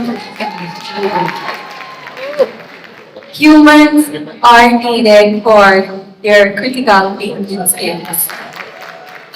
Absolutely, congratulations. So you're going to go to the PIOJ booth right now and leave your name and information so you can get your prize later. Now I have one more question. How can AI help small Jamaican companies? That's it. Very easy question. How can AI help small Jamaican companies? Nobody wants the prize? You know, come on. Good afternoon. My name is Diana Meyer. I'm from Queen School. And the way AI can help small Jamaican companies is when advertising costs, they have very costly. I want you to go again with your response. Okay. Advertising is very costly, and the funds that were needed for getting people and backgrounds and stages for advertising, it can just simply be done and free of charge, artificial intelligence. And So it's a team effort, so we have 1 point. Advertising can be made easier. Good afternoon, everyone. My name is Kaden Absalam from the Queen School. AI can be used to help small businesses by helping customer service. It can be used to, as our speaker said, he has the business and AI is being used to communicate to customers and then relay the information back to him to make it easier and run smoother and use less time. So operational efficiencies being, you get the marks. Congratulations, put your hands together for our duo from the preschool. Ladies, let's go to the PIOJ booth as well to leave your information. And let's hear another round of applause for our students. They're listening and paying attention to the presentations. Now this junction, ladies and gentlemen, we have a presentation, and this is going to be virtual, and this is being done by Janine Berg. She's senior economist and head of the Effective Labor Institutions Unit in the Research Department at the International Labour Organization, International Labour Office in Geneva. So ladies and gentlemen, we ask you to turn your attention to the video screen for Janine's presentation. Hello, how are you? Can you hear me okay? Yes, we can hear you, Janine. Okay, and let me put my camera on as well. And can you see me? Not yet. We'll see in a moment, but we are seeing our lovely Naomi. We have to see your presentation now. Ladies and gentlemen, another round of applause for Janine as she comes to deliver her presentation. So thank you so much for having me, and I'm sorry that I can't be there in person. I very much wanted to go in person, but unfortunately it wasn't possible. So I'm going to be presenting today, this morning with all of you, some insights into the research that we've been doing at the ILO on what are the possible effects of generative AI on employment, and both the effects on job quantity, which is usually the big concern that people have, but also on job quality, which is another dimension that we need to be considering. So we have first published some estimations in 2023, and then we did updates in 2025. I'm not going to go through all of the details of the methodology because it's complicated and it takes a long time. It's detailed in our working papers, which you can find on our ILO website. But I am just going to explain to you a little bit about what we did because I think it will help you understand both in terms of what we did, but also what it means and what does it mean when economists talk about automation in general. So the way we approached this research, and this was a global research, unlike a lot of the other research that comes out that tends to be just on the United States or Europe, this was a global research where we use the ISCO, which is the International Standard on the Classification of Occupations. The ISCO is devised at the ILO by the International Conference of Labor Statisticians, which is all the labor statisticians from around the world. And in the latest ISCO, which is from 2008, has 436 occupations at the 4-digit level. Now, these occupations are the most detailed is at the 4-digit level, but we also have the 3-digit, the 2-digit, and the 1-digit level. The 1-digit level is the big occupational categories. So what we did is we took the 436 occupations, and then within each of those occupations, humans at the ILO had written a description of what people's tasks are in those jobs. So every day when we go to work, we do a bundle of tasks. Jobs are a bundle of tasks, or occupations are a bundle of tasks. Very few people just do one thing at their job. I mean, if you think of myself right now, I'm giving a presentation, I write articles, I do all sorts of different types of things. And we can say that that's true for most people. So what we did is that we scored, and we actually used AI for this scoring, but also human intervention. We gave a score to each of those tasks within the occupations. And so in this picture, and I don't expect for you to read it, but just if you look at the top, it says general office clerk. So that's the ISCO category 4110. And then here's the listing of the tasks. And next to it is a number. So the first one, which got a score of 0.595, recording, preparing, sortifying, classifying, and filing information. So that 0.595 was the score that was assigned from a scale of 0 to 1, where 1 means it could be fully automatable and 0 means that it's not automatable. So it's basically a spectrum. And with that, what we do is that we then take the average of all the tasks within an occupation, but we also look at its standard deviation. And what we mean that here is the dispersion of the scores within an occupation. So looking at this next graph, it means that, for example, if you have a job where you have a lot of varied activities, you would have some of those activities could be automatable, but some aren't, you would tend to have a higher standard deviation.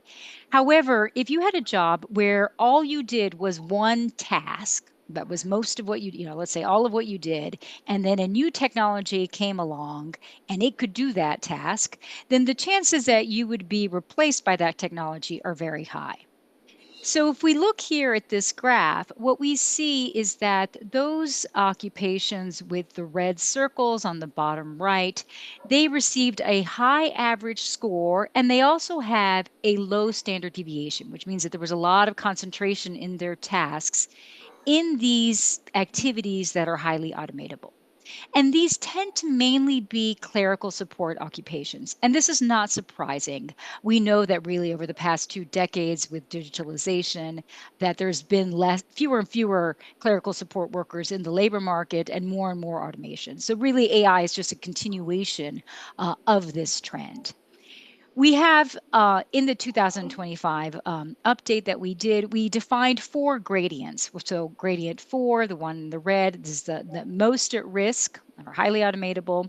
And then the other ones have exposure, but they tend to have more variability. And those occupations are more likely to be what economists tend to refer to as augmented.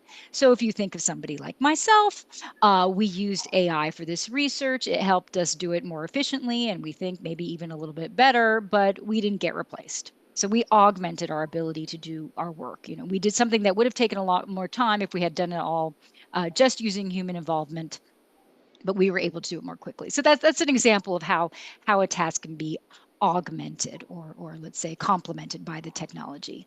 And then the ones in gray means that they're not exposed. And because we're looking at generative AI technology. So we're not looking at robotics or the types of automation.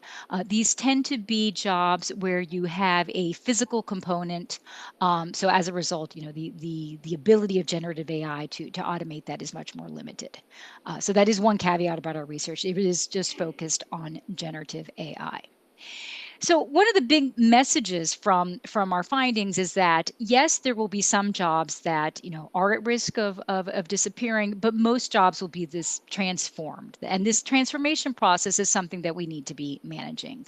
And this chart is available on the ILO website. In fact, you can mouse over it and you can look at all 436 occupations if you're curious about how the job that you do, how it ranks in this assessment. So let me just explain some of the tasks that had some of the higher scores. So here is comparing the scores from 2025, so our update in 2025, where we refined the methodology, and then the scores that we had attained in 2023. And what you'll see actually is that some of the categories that tended to score really highly in 2023, they still have high scores, but they decreased a little bit. We attribute this to being a reflection of some of the limitations of this technology. When it first comes out, everybody thinks it works perfectly, but then as you can see in the case of Naomi, technology can be glitchy. It doesn't always work. There are problems, and so there are limits to how much automation one can do successfully. But nonetheless, you see here typists, for example, clerical support workers, contact center, so this would be call center workers. They all have very high scores, 0.75. So there is really much more threats of redundancy. But then other occupations on the bottom that actually increased their score, and that was because really the technology had improved in that 2-year period. So we see, for example, web and multimedia developers increasing from a score of about 0.3 in 2023 to close to 0.6 in 2025. So if we group this now at the 1-digit level, so we take those 4-digit occupations and we group them into their kind of the larger group, the 1-digit group, we can see here clearly, and these are again the 4 gradients, that it's clerical support workers, that's the 4th one down, that has the most orange and a little bit of red in it, which really means that it had that high exposure. We find the other occupations with still some exposure, but less so, managers, professionals, associate professionals. So these are, again, people that would be using this technology in their job, but that they still perform a lot of other functions, and so they're not necessarily so replaceable, and there are opportunities there to make these workers more productive. Here's another way to look at the data. This time we've lumped up the tasks and by sector. And so you can see that is the finance and insurance activities that we have a lot of exposure. There's a lot of ability to automate a lot of the tasks that are being done in this industry. Information and communication also has a high means of exposure. It doesn't mean that all these jobs are going to disappear, but it does mean that these are definitely sectors where we're going to see more and more integration of that technology. And of course, that points to the importance of improving one's skills and being aware that this process could be taking place. Now, well, the next step that we did in both the 2023 and our 2025 update was that we take then our scores and we looked at labor force surveys from around the world.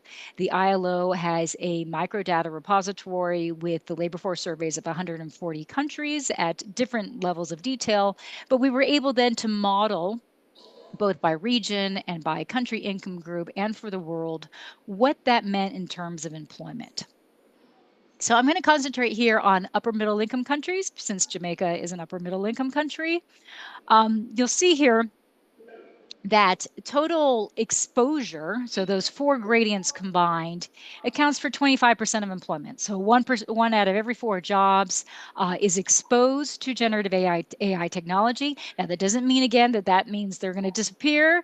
It doesn't even mean that exposure doesn't even necessarily mean that it's going to happen, because, of course, it would require first that the organization, either the private sector or the public sector, whoever the employer is, would have to integrate the technology into the workplace, that it's cost effective to do so, which it might not be, that there's sufficient internet connectivity to make it worthwhile. There's a lot of caveats to this, and this is particularly true in low income and lower middle income country, not so much in upper middle income countries. But we see here that in upper middle income countries, so 25% of one out of every four jobs exposed, and within that, 3.6% of employment that is in that high category, that high exposure category, where there could be some redundancy. So it's not a trivial number. The sky isn't falling, but of course, if you're one of the unlucky people to be in an occupation that might be getting affected by the technology, you might lose your jobs. That's something that that one shouldn't trivialize. There is certainly an effect to it. Another interesting finding is that there's an important gender difference. And so you'll see that in that red category again, gradient 4, it's 2.5% of employment for men, 5% of employment for women. And this is because women tend to be overrepresented in clerical support occupations. If you think also of, let's say call centers, there's also a heavy employment of women. So this is something that, there is definitely a gender component that needs to be taken into account also by policymakers.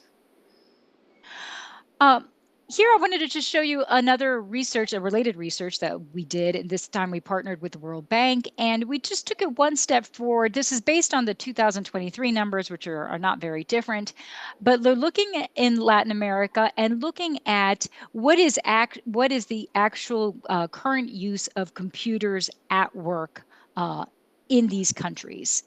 And so what we find here, so orange means that you are, so in that top category, you're at risk of automation and you're currently using a computer at work. And you'll see that in that top panel, there's actually most of the jobs that are at risk of automation, they're currently using a computer at work. So there's more of a likelihood that the work that they've been doing, there's been this digital trace that allows the work then to be programmed and potentially be taken over by the software.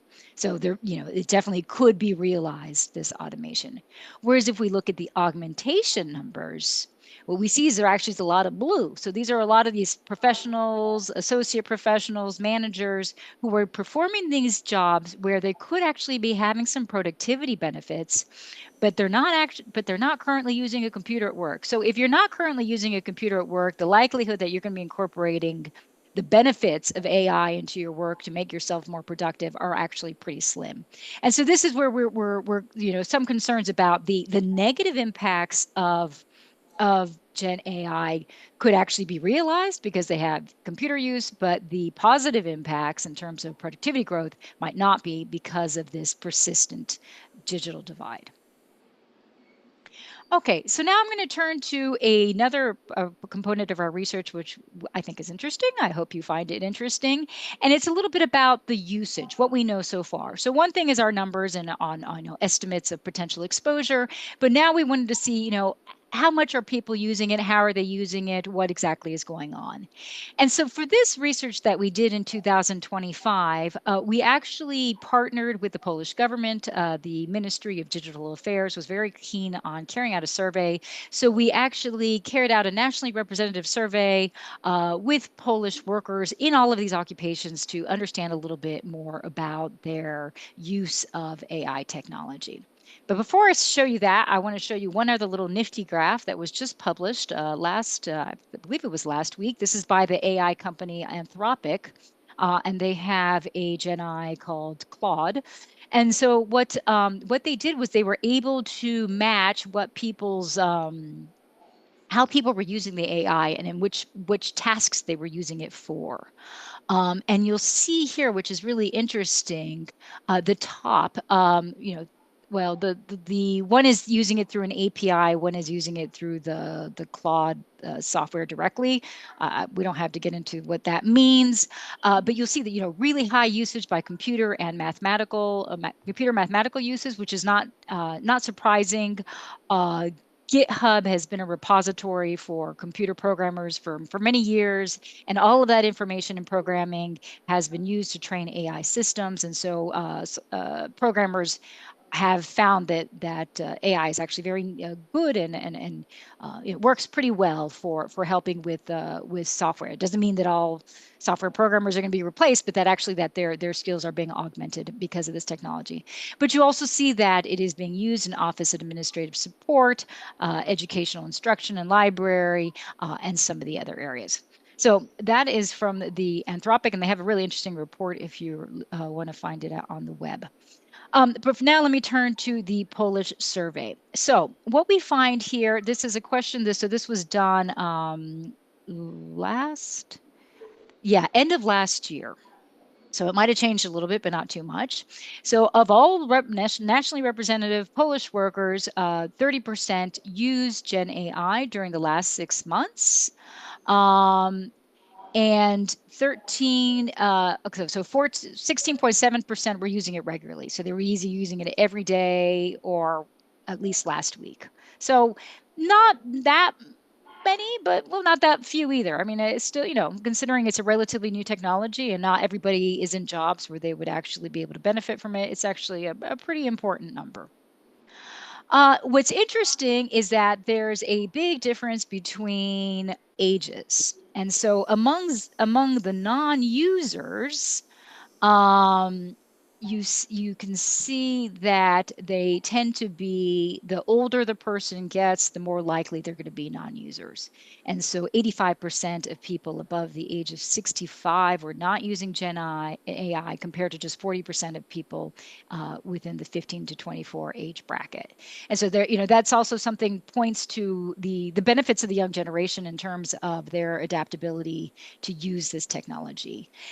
As far as men and women in Poland, they found pretty much equal uses. There was a similar study that came out in the US that actually did find a gender difference, that men were using it more than women, but this was not what we found in the Polish study. Then turning to using, have Gen AI tools been introduced in your company? So we have just under 10% that said yes. And then how were they introduced? Very interestingly, 46% introduced by the employer in consultation with the employees, which is great. 42% introduced by the employer without consultation with the employees, and 11% who didn't know.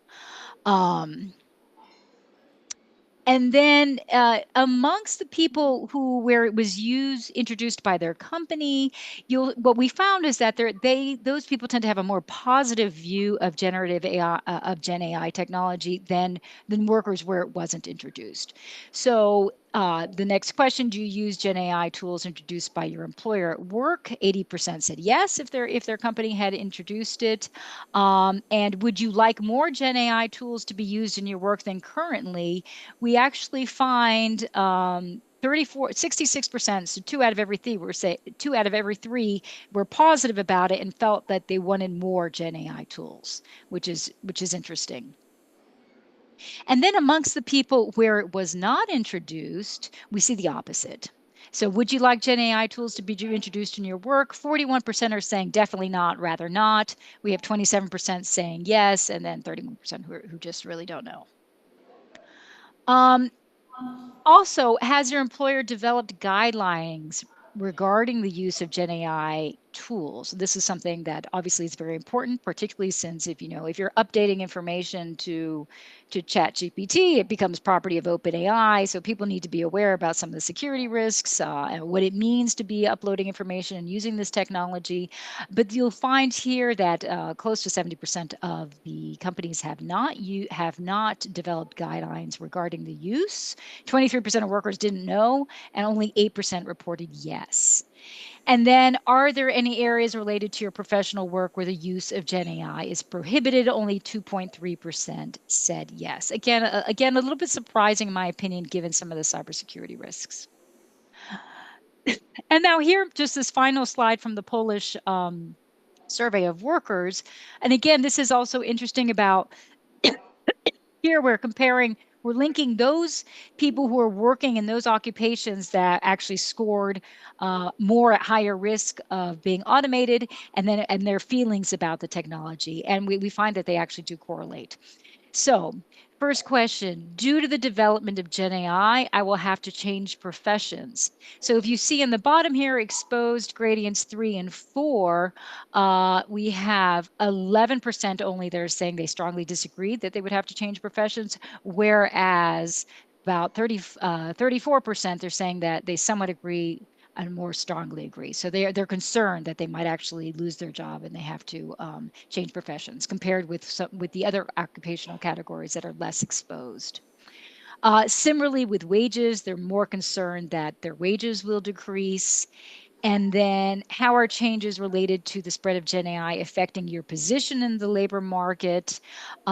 We see again this bottom gradients 3 and 4 have a more rather negatively and definitely negatively have a much more negative view as to this being something negative for them, in contrast with the other gradients. Okay, so now I just want to switch to talk about AI and working conditions, which in my opinion has been a dimension that hasn't received enough attention, because as I said, so much more of the impact of AI at the workplace is really going to be about those people who stay in their jobs and have to start working with the technology, rather than those people who become redundant. And so really managing that transformation is absolutely critical. So the first thing I want to point out, and this is really about, basically what I've just been saying, most occupations, they kind of go away gradually. It's never really this tsunami of job destruction. It happens sometimes, and certainly COVID-19 was an exception. But usually it goes away casually. And so here, a picture on the left for those of you who are around my age. We grew up going to video rental stores. Video rental stores don't exist anymore. But you see on the right here, you have cell phone repair shops in pretty much every corner of the world that I've been to. And so the labor markets get transformed, and so it's this gradual process. So jobs disappear and new jobs appear, and so a lot of this process is fine. That's the reflection of a dynamic economy and a dynamic labor market. But what we need to make sure is that the new jobs that are going to be created are of good quality. And so here, with respect to AI, we have some concerns. One of the big occupations that has come out of the AI boom has been all of the people who label and tag information that is used to train AI systems or to do content moderation of AI systems. Most of these people are working through online platforms and not in a standard employment relationship, just as independent contractors, and getting paid very little. So this is, an area where you actually do see new job growth, that this could be jobs that replace jobs that have disappeared, but are they going to be of sufficient quality to replace those jobs that have disappeared? And so this is really like an important policy question, really. Okay, so how is AI integrated into the workplace? And how it's integrated can be really critical. So you can really have three different ways of it being integrated. On the one way, it could be worker driven. So it could be a worker deciding that they're going to use Claude to do some of their functions at work. And so they have taken that agency to use the software and they integrate it into their work. You could have a system that is management driven. That's basically top down. They've developed a new system. They inform the workers, and that's what it is. Or it could be something that is a part of an iterative process that is devised jointly with workers and managers. And you could probably guess that I think that that's probably the best way to go, because then you can ensure that you have the proper guidelines in place, the proper security protocols in place, but that also workers know their jobs best. And so when you design systems with workers, you usually get a much better system. So AI can be used for workers' tasks, a whole range of different tasks that workers do, but it can also be used by managers, and it can replace managerial functions. And so we already know that there's widespread use of AI in the recruitment process because of the proliferation of online recruitment has meant more people apply for jobs. So you need a technological solution. And so they now those processes have become automated. But it can also be used for setting compensation, for scheduling and organizing work, for performance management, for tracking how people do. We now have different types of software that record how many keystrokes you take, the emails you send, the meetings you have, all through the software that you're using, and that provides a lot of analytics that managers use to assess workers' performance. It can be used for training. It can be used for health and safety, often in very good ways. For example, if a construction worker walks into a dangerous zone of a construction site, the manager on site could be informed, for example. And it can also be used for ending the employment relationship. If you think of digital platforms and people getting low rated and then they're just blocked from the platform. So that's an extreme example, but nonetheless an example. So this is from a study that was done of call center workers in the US, Canada, and Germany by Professor Virginia Dolgast and her colleagues. And this is about call center workers and how it affected the working conditions of those workers. And these were examples of systems that were put in without worker involvement. And so this is actually a quote from a worker who's frustrated because there's a wizard flow that they've set up that wasn't set up very correctly. I have so many calls that I could fix the problem, but they've removed my ability to modify equipment or processes. And this happens often when software is imposed on workers. But what they found in this study is that in call centers where there was high intensity use of AI versus no AI, that customer mistreatment was higher from a scale of 1 to 5. And this is basically because, and I think we've probably all experienced this, you call to get a question answered and you're routed through different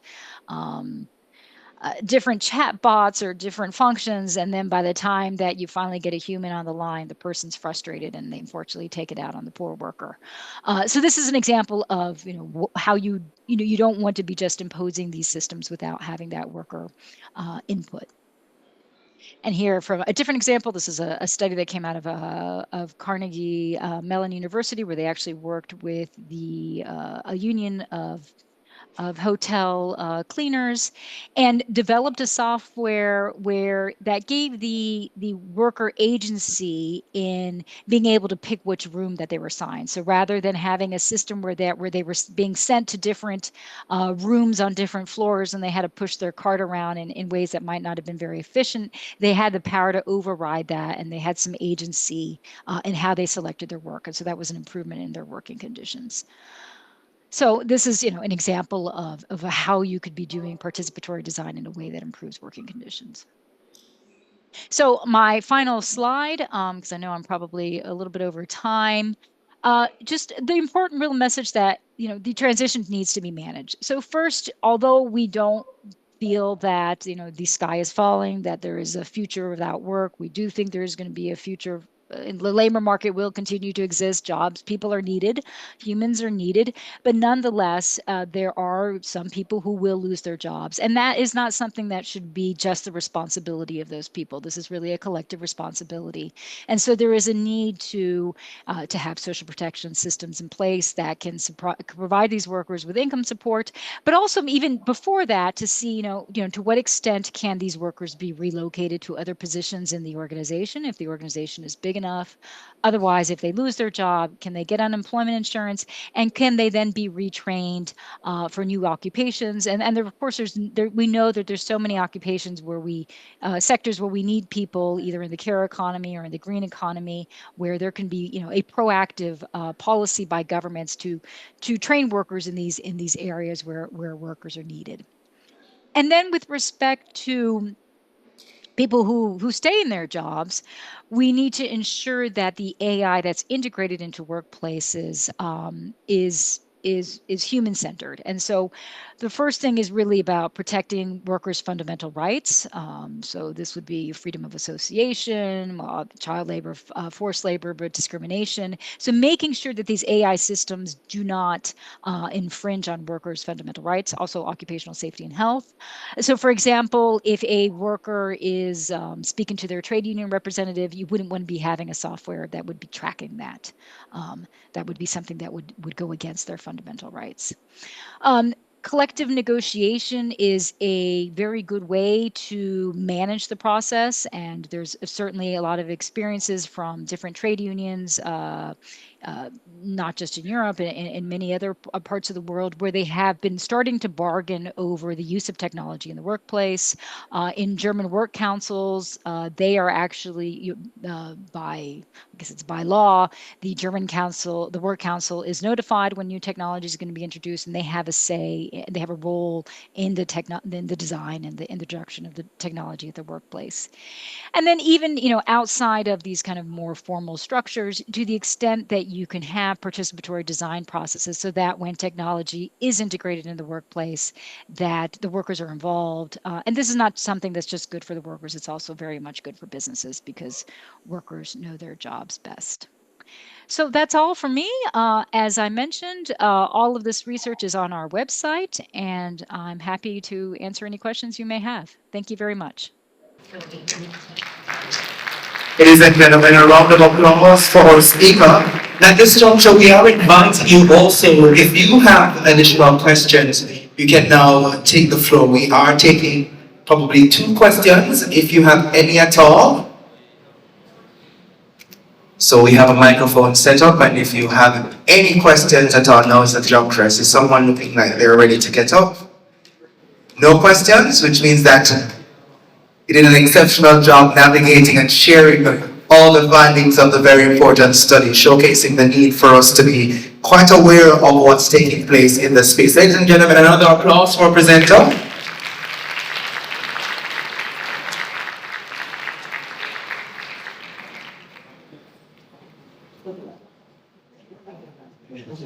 So perhaps the next step would be for us to engage in another discussion, because we have quite a panel of experts to add to the discourse that was just shared. And I want you to, ladies and gentlemen, appreciate that this morning's into afternoon's program has been expertly curated to ensure that you get the best appreciation of what's to come with artificial intelligence. And how do you feel so far in our conversation?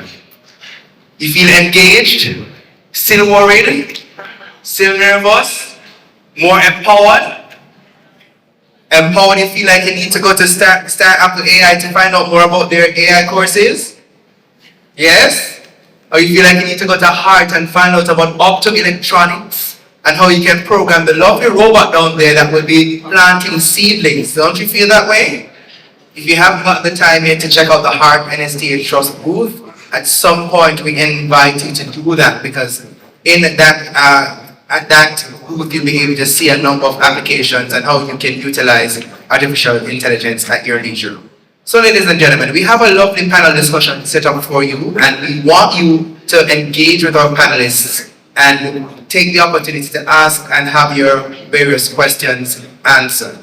Now, at this time also, I want to remind you to ensure that you're following the PIOJ on social media. So if you have not yet done so, go ahead and ensure that you're following them online.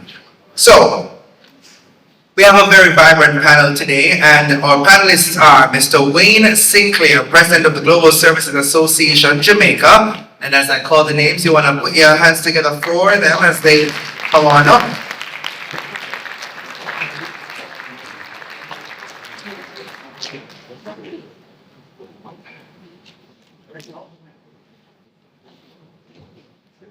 We also have Ms. Tamar Nelson, Chief Technical Director, Jamaica Productivity Center.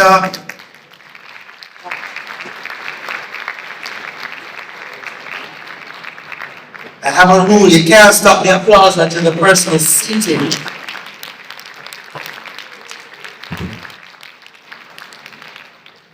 Ms. Khadrea Folks, Attorney at Law.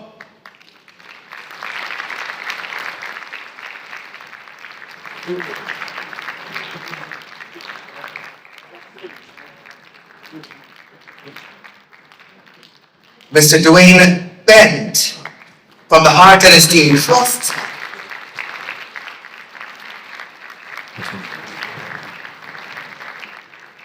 And right on time, Mr. Adrian Dunkley, founder and CEO of Startup AI.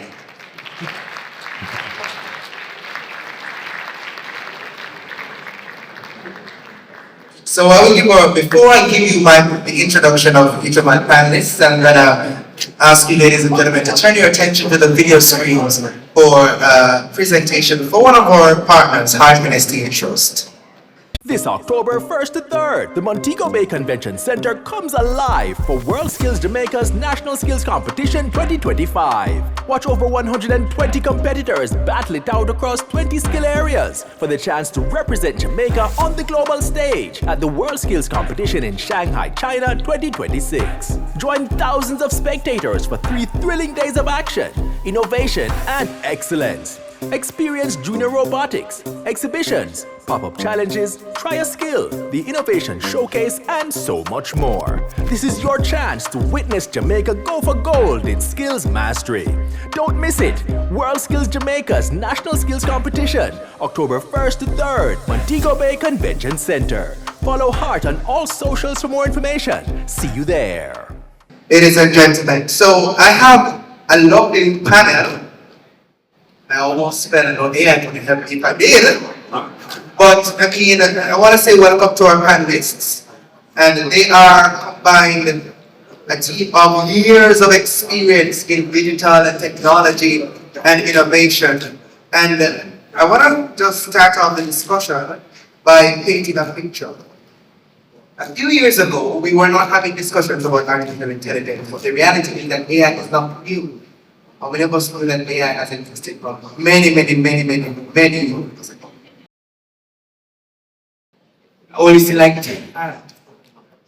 But it means that because we're seeing the proliferation increasing, we have an appreciation of the fact that the discussion about where AI is going has to evolve and has to continue to evolve. Now, I want to bring in my co-host, Naomi. Do you have any questions for the panel?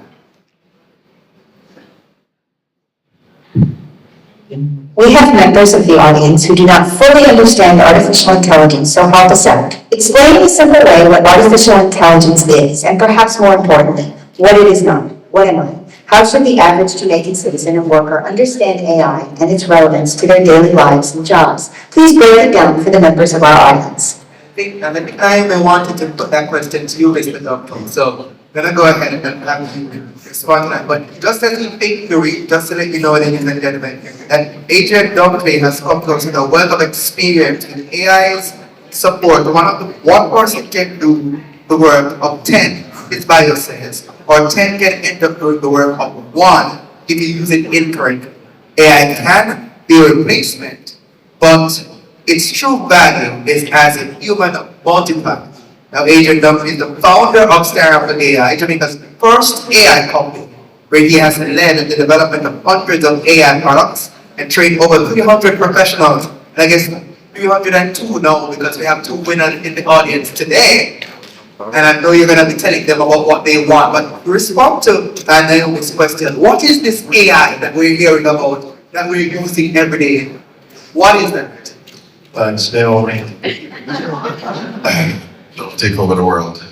All right, so I'll give you 3 general definitions. So the first boring definition, I said boring because you say it and one arrow down, is AI is about developing systems that can recognize patterns, use that pattern recognition or learning to predict, classify, and the really big one now is to generate new content. You see, I'm going to have a lot of quotes today because what it's doing is using data it has access to and then trying to understand how to create something from that or to create the future.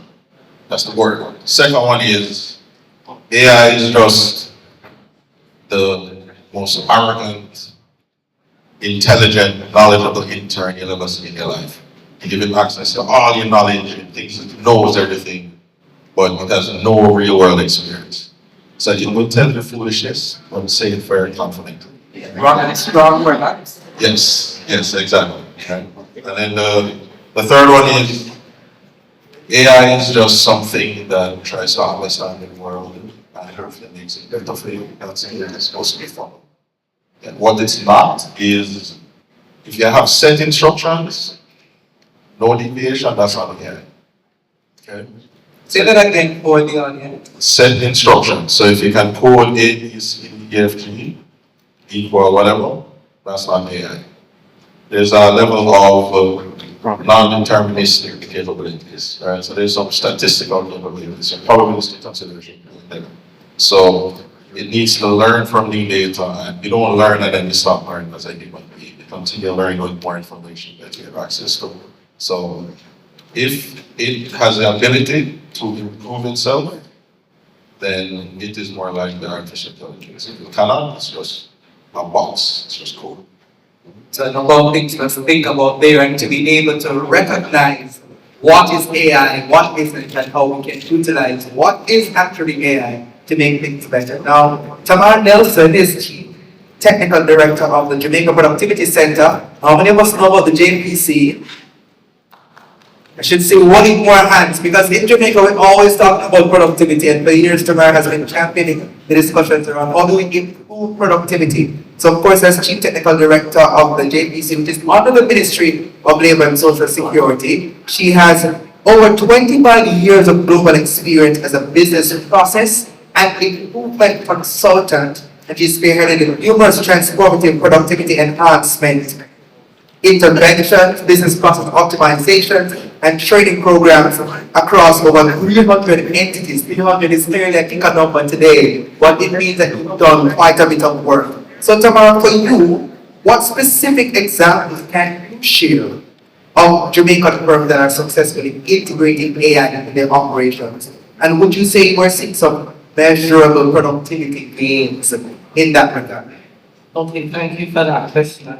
And just to step back a little. Sure, maybe tell them what the JPC does and what you're all about. Well, I was really going there because I see a number of champions in the room or advocates, but since you asked, I will. Well, I am representing the Jamaica Productivity Center, and we are the National Productivity Organization here in Jamaica, charged with helping to facilitate growth and improvement across all sectors. So we serve everyone in this room.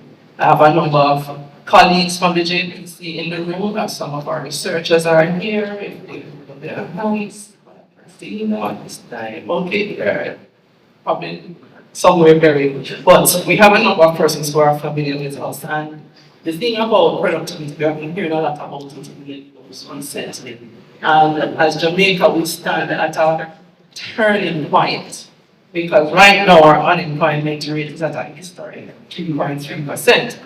And the participation is rising, which means that we can't just depend on employing more people to improve productivity. We have to do something different now. So you have to look at increasing on value, increasing the output, making more use of what we have and the time that we have, right? And so it means that each hour needs to be as productive as possible. We don't have no time to waste, pretty much. And what we are seeing is that, just a few years ago, we were talking about it was the future, but it's no longer so. It's here. And what we're seeing is that our partners are moving ahead. And so if we stand still, we will be left behind, right? So we have to keep moving. And the good thing is that from where we sit, we are seeing a lot of advancements as it relates to AI. And we're very proud of that. So last year we would have seen ITEL, one of our major global services provider, launch an AI platform that help their customer service experience, magnify by how moving forward. And also that platform had a multilingual function, which means that it will be able to serve even more customers across more regions. So we're looking at exponential growth right there with just that one platform. Marc that mentioned earlier, Litford Mining, and they are one of our clients as well because we do have an MOU with Joni. And last year we did an audit and we made some recommendations. And over the past year, one area that they implemented AI was in their maintenance services.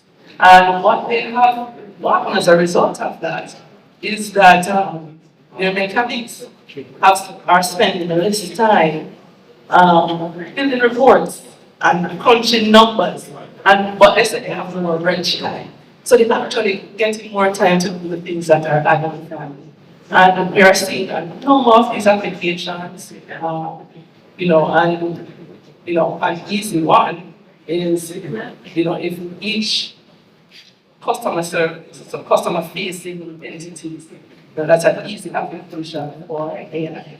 And can you imagine the audience if every entity in this room that had a customer facing interface implemented AI, what that would mean for your productivity or national productivity. And also upskilling for the talent that's now doing those exams. Because I know in this conversation, you don't want to hear, we're getting rid of the person, we're going to be managing the phones. So we're talking about possibly opportunities for upskilling them and giving them the opportunity to do higher order time. Exactly. So, you outlined a number of areas that we are seeing the implementation of AI. I know you could speak of so much more across the length and breadth of Jamaican society. But you mentioned global service, and that's a good opportunity for me to segue. Because in your space already, you know that those things are taking place.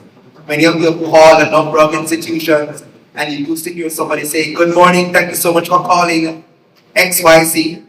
I was about to call a financial institution name, but I don't want to get myself in trouble. And now you're hearing, thank you for calling XYZ.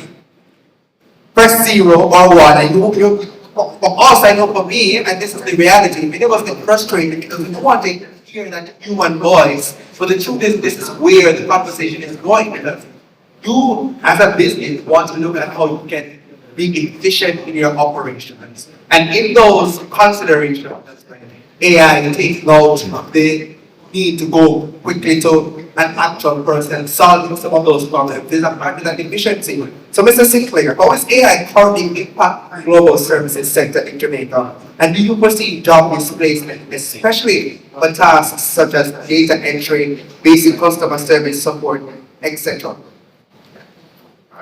So, thank you for that, Javon.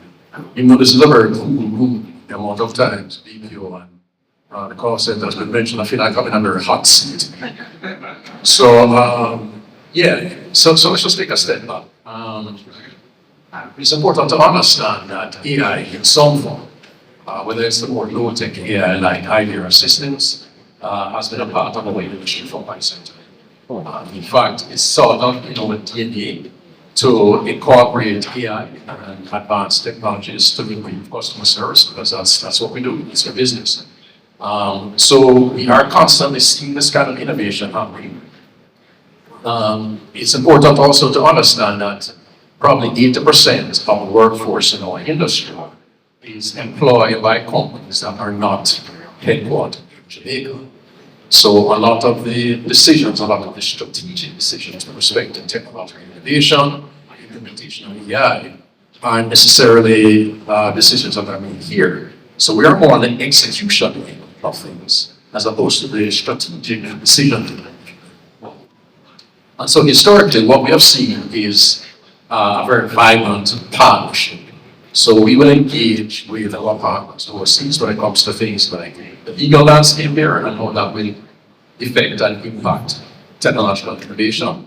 And what we're seeing is that it's definitely more a push towards the machine and human partnership. In fact, what we're hearing from our customers is a need for us to continue to upskill with respect to AI knowledge and technological advancement here. So for us, hearing, and seeing and having exposure to all that we've been hearing about the BPO sector being vulnerable, will there be some job displacement? Sure. But again, what we're also finding is that there's a lot more partnership discussions happening, and there are also several industries that are moving as quickly towards AI adaptation as you think. So for example, we were at a conference, a large conference in Las Vegas, and we were talking to some large healthcare providers, and we're shocked to find that they were still using fax machines. I could tell the last time I saw a use of fax session. No, and for my students in the audience, you don't know what a fax machine is. It's literally something that's connected to the telephone line, and you call, you put the paper in it, and on the other end, it would basically print what was being transmitted through the telephone system. Right, which was what that? And yes, I've sent a fax before. You sent a fax before. So saying all that to say that not all industries are caught on the same cloth, and so we're seeing opportunities in different industries, and our partners are seeing opportunities in different industries to continue with a lot of the traditional services that we offer, but absolutely moving towards an AI human partnership. So we're at now about 45,000, 50,000 people in the sector, and it's been about that number now for the past 2-3 years. We spiked during COVID, but came back a little, and we're seeing that that's solving. There will be some displacement, but there's really more partnership opportunities that we're seeing for the human AI relationship to improve customer service. I wanted to ask if you think that this may be a question on the spot, like a real break when I was going to ask. Then say that the sector is more than just BPOs though. I mean, I know there was a concern in years ago, I did a story of that where there was a concern that some people put out, but the reality is that the environment has changed and we have what's called KPOs as well, non-profit. So are you seeing where AI will be more inclined to support that side of the industry as well? Sure. I mean, it would. So again, it depends on the kind of KPO you're talking about, right? I mean, there are some systems that AI can augment, human capacity, and so we're definitely seeing where some companies are using AI to sort of complement their processes in the KPO space. But still, we're still very much customer service, collections, data processing heavy industry. But again, I can't keep reiterating it enough. It's really more partnerships being implemented to improve the customer service experience. And we're seeing things like data analytics. We're seeing things like using AI to help with compliance. Some of our industries are very heavily regulated. So there are certain things that we have to see and do in certain sequences. We're seeing where we're actually having some companies being able to use virtual agents to speak to our consumers. So we're seeing AI being used across the board in different areas, but it's really a partnership. Absolutely. And ladies and gentlemen, Mr. Sinclair is speaking with a wealth of experience, more than 40 years, the variety of industries, including financial services, the creative industries, and the global services sector. She now lives here in Jamaica. But let me, shift the conversation a little bit. And, my co-host, I have to go to her for a little bit. So, Naomi, what about a question for Mr. Penn?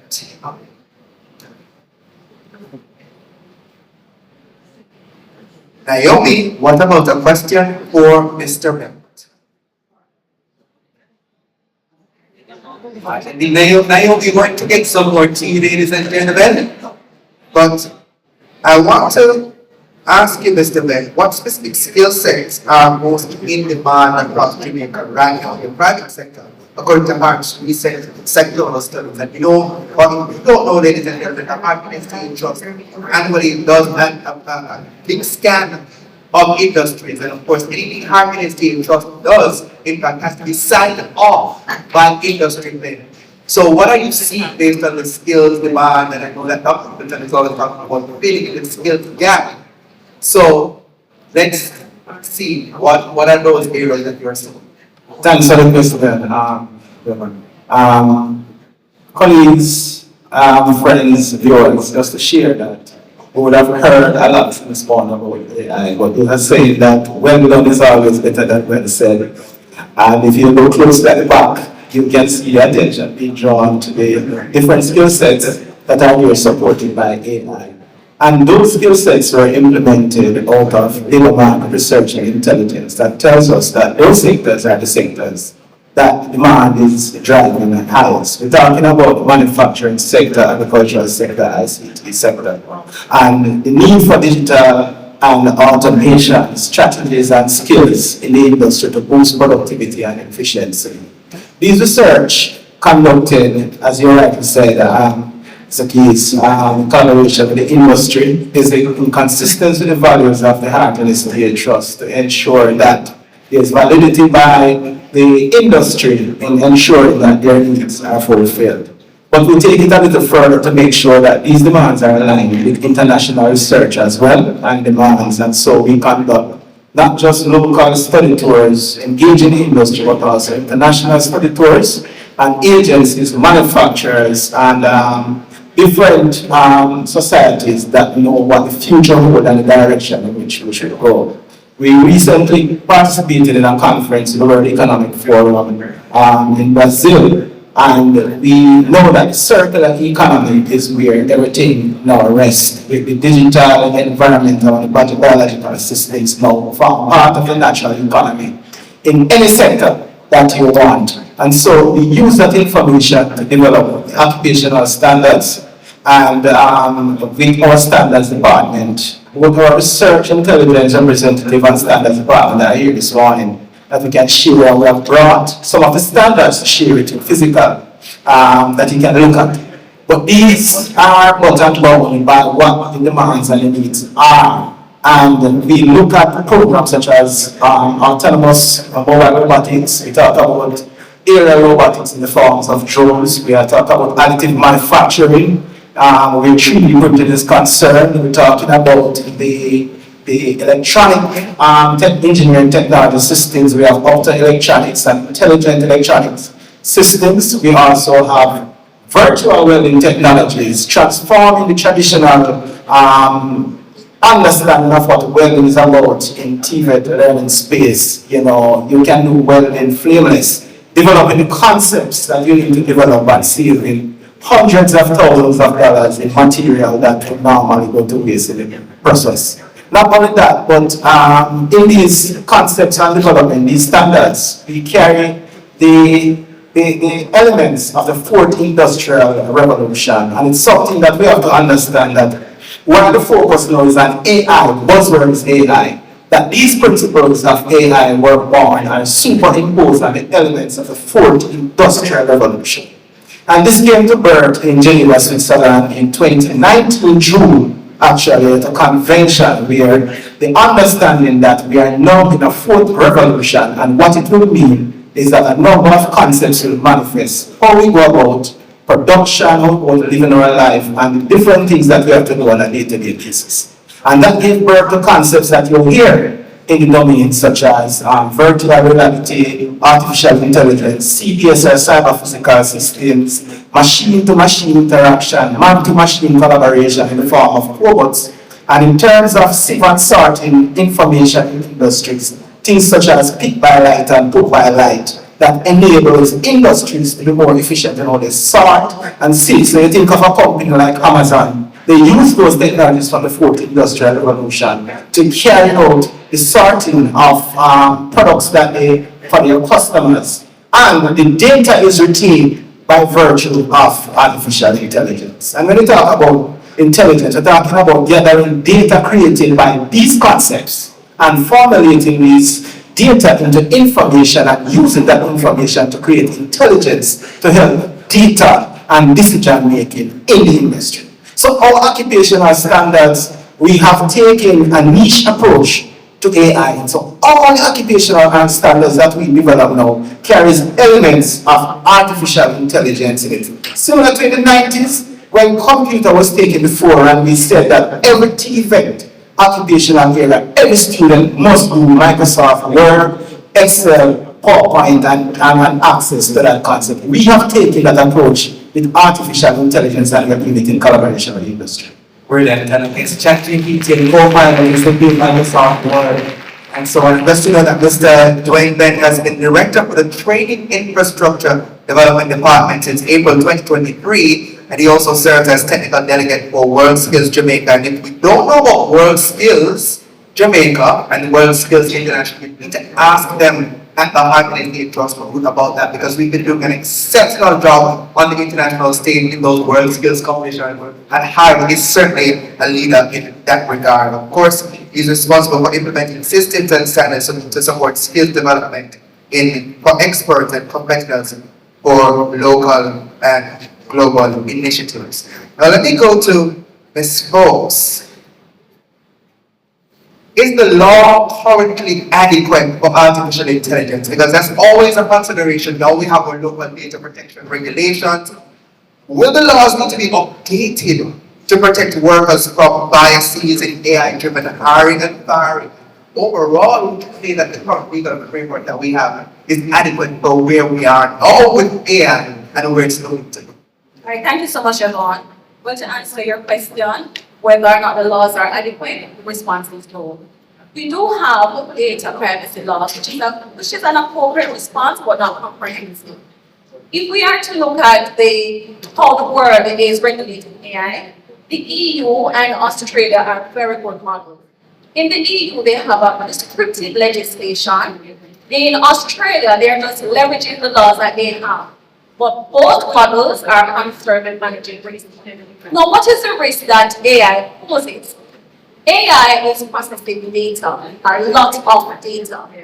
And that has implications on fundamental principles and rights, generally and especially at work.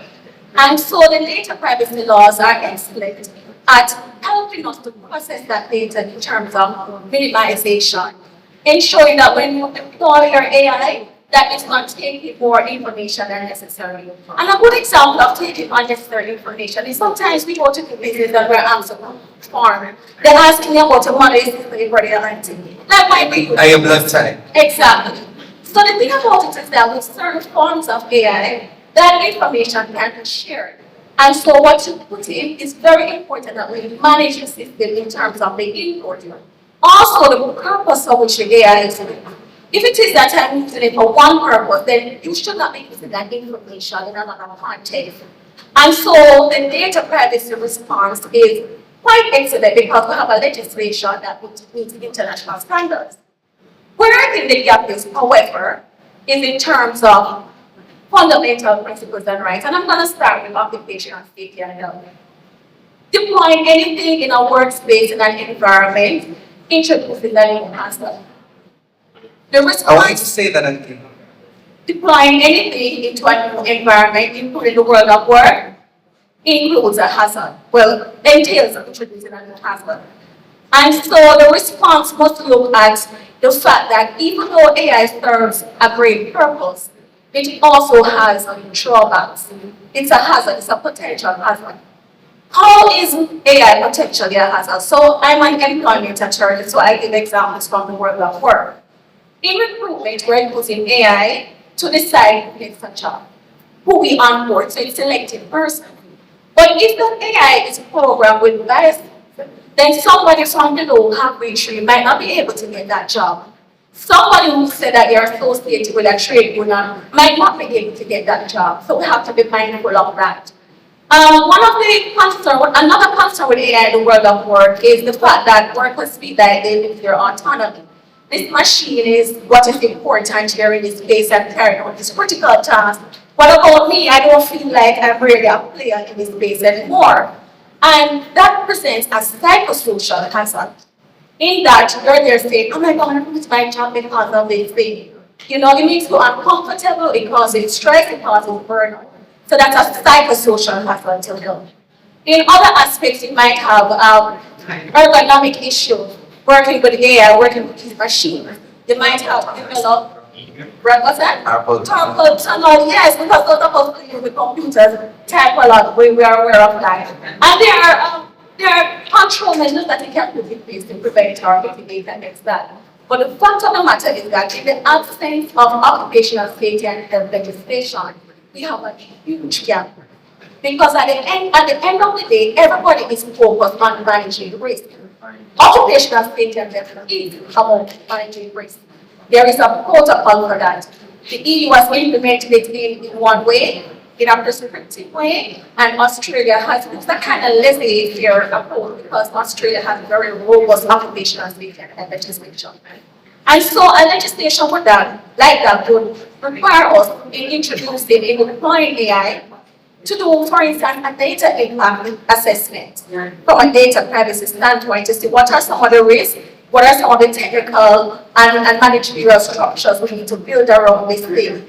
And in terms of the workspace, generally speaking, you have to identify the hazard, but you know the different hazards can be ergonomic, psychosocial, for instance. You have to assess the level of risk. In the EU model, they have AI models that, based on the level of risk, are not allowed. Those are just, you can't propose. Those that engage in social screening or emotional screening to find out what is their mental health at work and all of those things. Those are things that are found to be invasive. But having identified the risk, whether it's high or low or medium, which is reflected in both models, you have to identify how to manage that risk. From a data privacy standpoint, a good way is just make sure that you only have as much information as you need.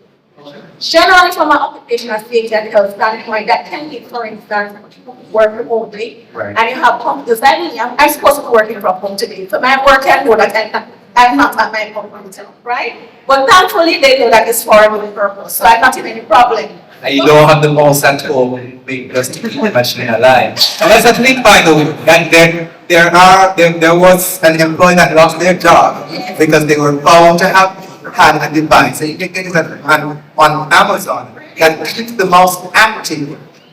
And they found out that the employee was doing that. They're not at the computer, but they have the mouse active during work hours. And they lost their job because the employer found out they were able to go into the computer and realize that this device was connected to the computer. Instead of plugging it into the wall, but the reality is that there are ways to also know that we do that. Yeah, to finalize it. Yes, it's not productivity. So, to my mind, there are gaps in the Jamaican framework. I do not think what is required is a dedicated legislation. One, it takes time to pass legislation in Jamaica. So when we finish consult, AI is not just surpass us. Don't bother with Jamaica. But the other thing is that we really need occupational safety and health legislation in Jamaica. I'm an advocate for that for obvious reasons, or for not so obvious reasons. But we need to close that gap for other sectors of employment and for other hires in the workplace. So doubling down on that call for the occupational health and safety bill that's been in discussion for a number of years, 20 plus years, and of course Ms. Folks has been admitted to practice as a Jamaican attorney since 2006. Has spent most of her professional life in the public bar, where she developed a passion for employment law. You saw that passion on display just now. Of course, industrial relations is something that she's also passionate about. Now, Naomi, do you have one more follow-up question for Mr. Duck?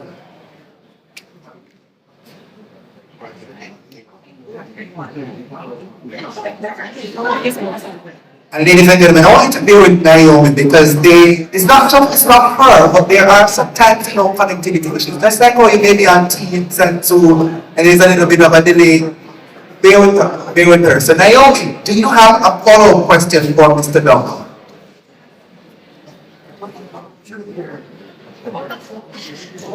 Naomi, do you have a follow-up question for Mr. Dunkley?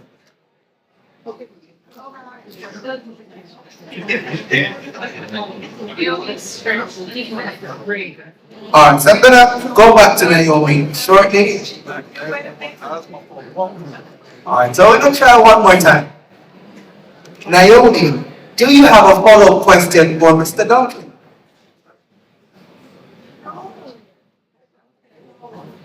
Naomi, do you have a follow-up question for Mr. Dunkley?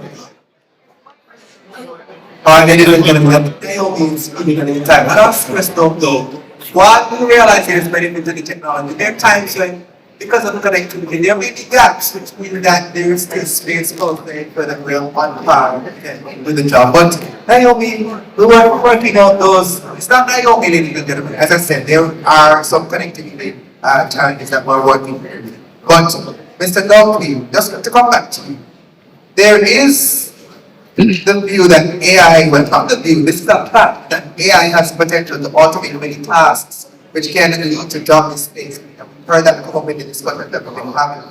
What are the key risks to Jamaica's labor market? That knowing heard some of them before, but I do want you to explore that a little bit more on some of those key risks in the local labor market, and what specific strategies outside of retaining talent, or rather training talent to the government implement to mitigate this challenge. So let me do that again. Realize that there is a propensity to automate many tasks and job displacement. These are real risks. But outside of retraining, what are some of the other strategies that we can? Yes, so in terms of the risks, so obviously there's fear of adoption. And that's not necessarily for the company as a whole, but the individuals. They may not feel comfortable in this tool. And the big feedback we got is, oh, you want me to trade my replacement. You're going to work for free, you have to get rid of them.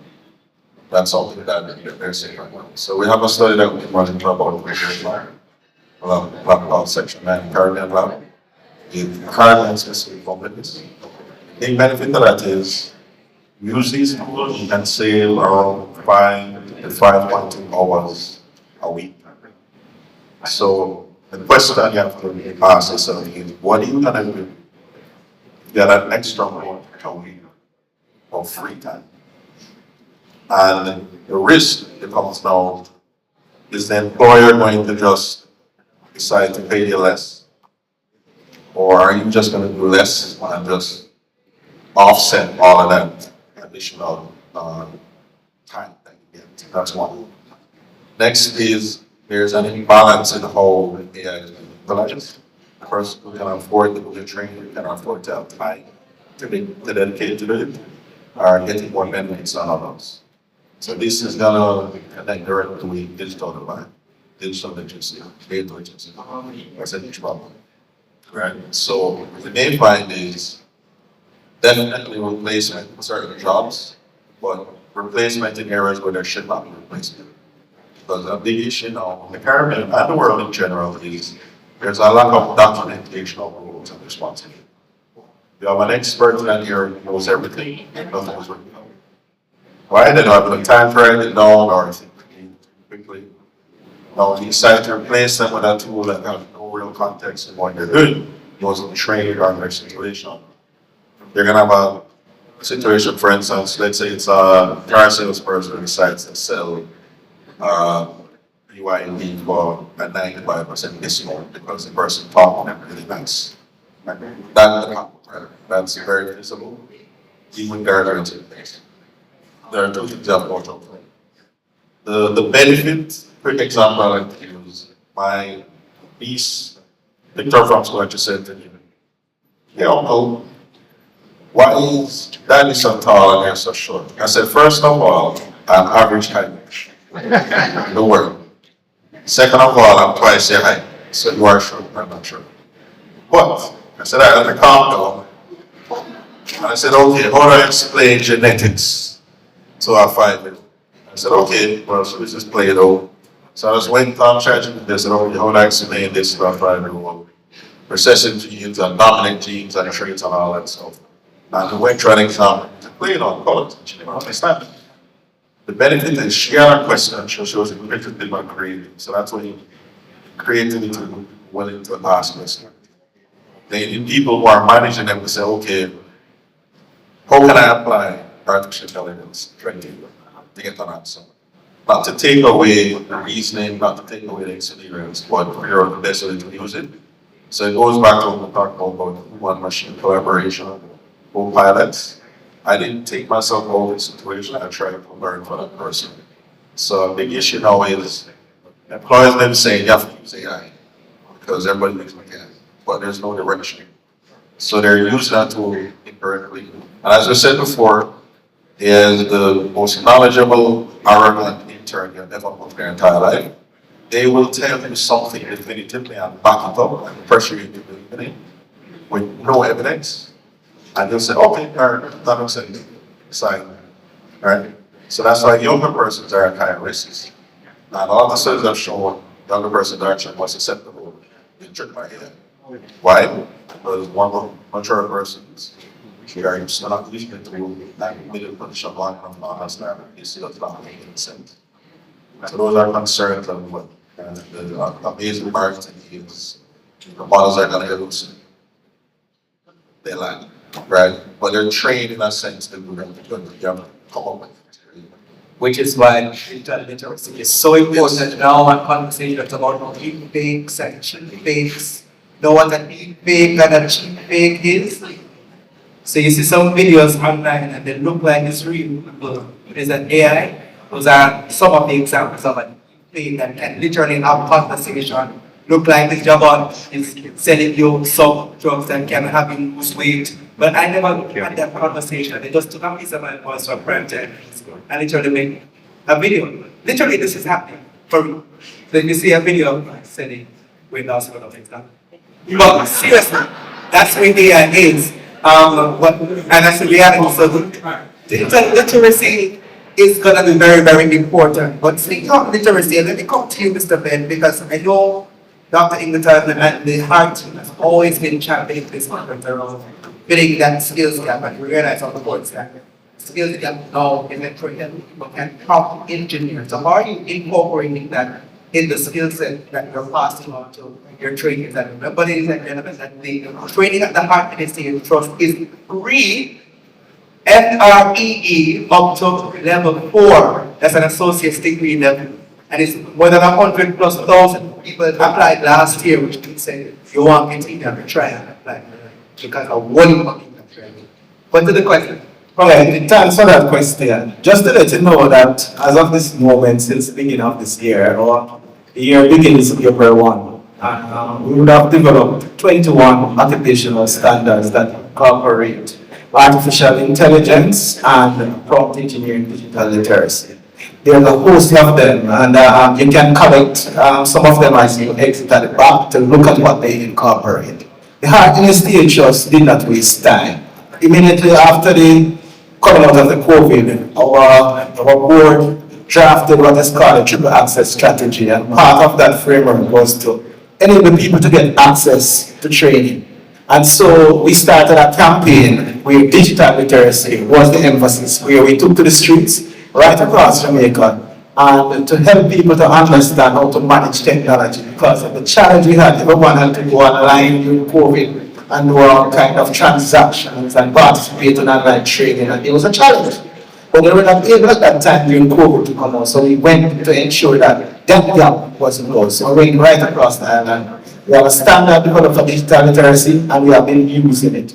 But better yet, today I can say that we have just received cabinet approval, and the Heart NSTA Trust is putting an online platform for new learning management system, where most of these programs will now be on that space, and persons have absolutely no excuse not to access any program that they will need, whether in the industry or in private space, on that platform to enable and strengthen skill sets. And at the forefront are these prompt engineering and artificial intelligence skill sets. As a matter of fact, right now we are actively engaged in a pilot with CARICOM and the German government and the Brazilian government in a collaboration with Barbados, Grenada, and Trinidad, And we are looking at digital event program. We are developing standards and program model to facilitate digital certification in event.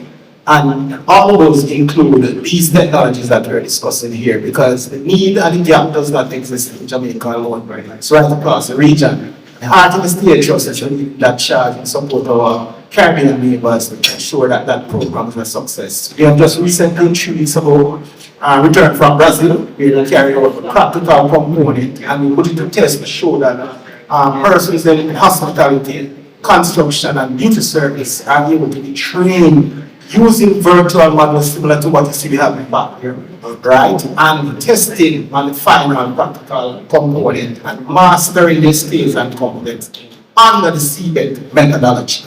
And every PIOJ training entity across the world now using virtual models and artificial intelligence and these concepts. And so HEART is using the resources to ensure that we build that capacity.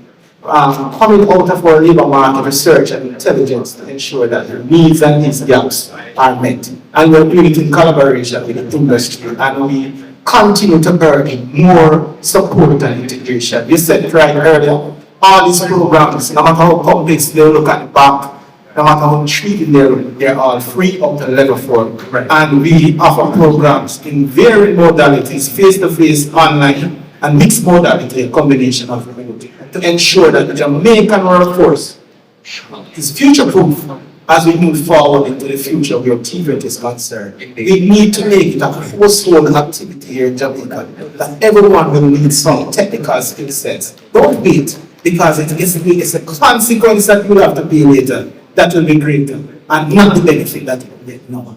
There's significant benefit in getting, so it doesn't matter what level you are in the workforce. You can log on to our website and get engaged with some of these programs that are given. While waiting. So, Naomi, let's bring Mr. Nelson back into the conversation.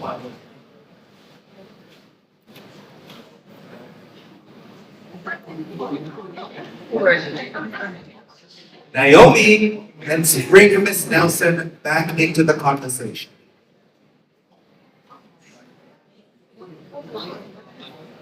Naomi, let's bring Ms. Nelson back into the conversation.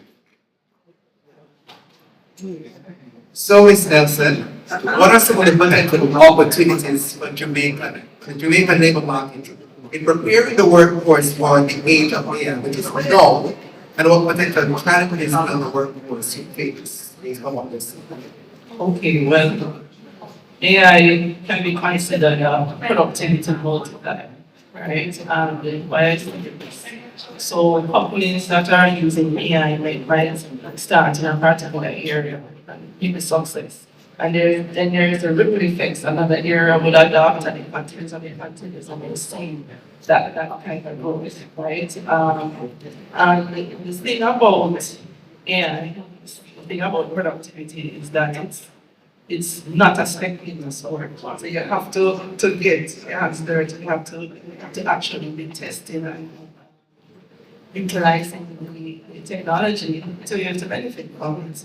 Right, so and those that have seen those gains and the fruits, right? So looking at some of the PwC shared one of their AI jobs recently, and companies that were utilizing the technology were 3 times more productive, and their productivity gains were more than those who weren't.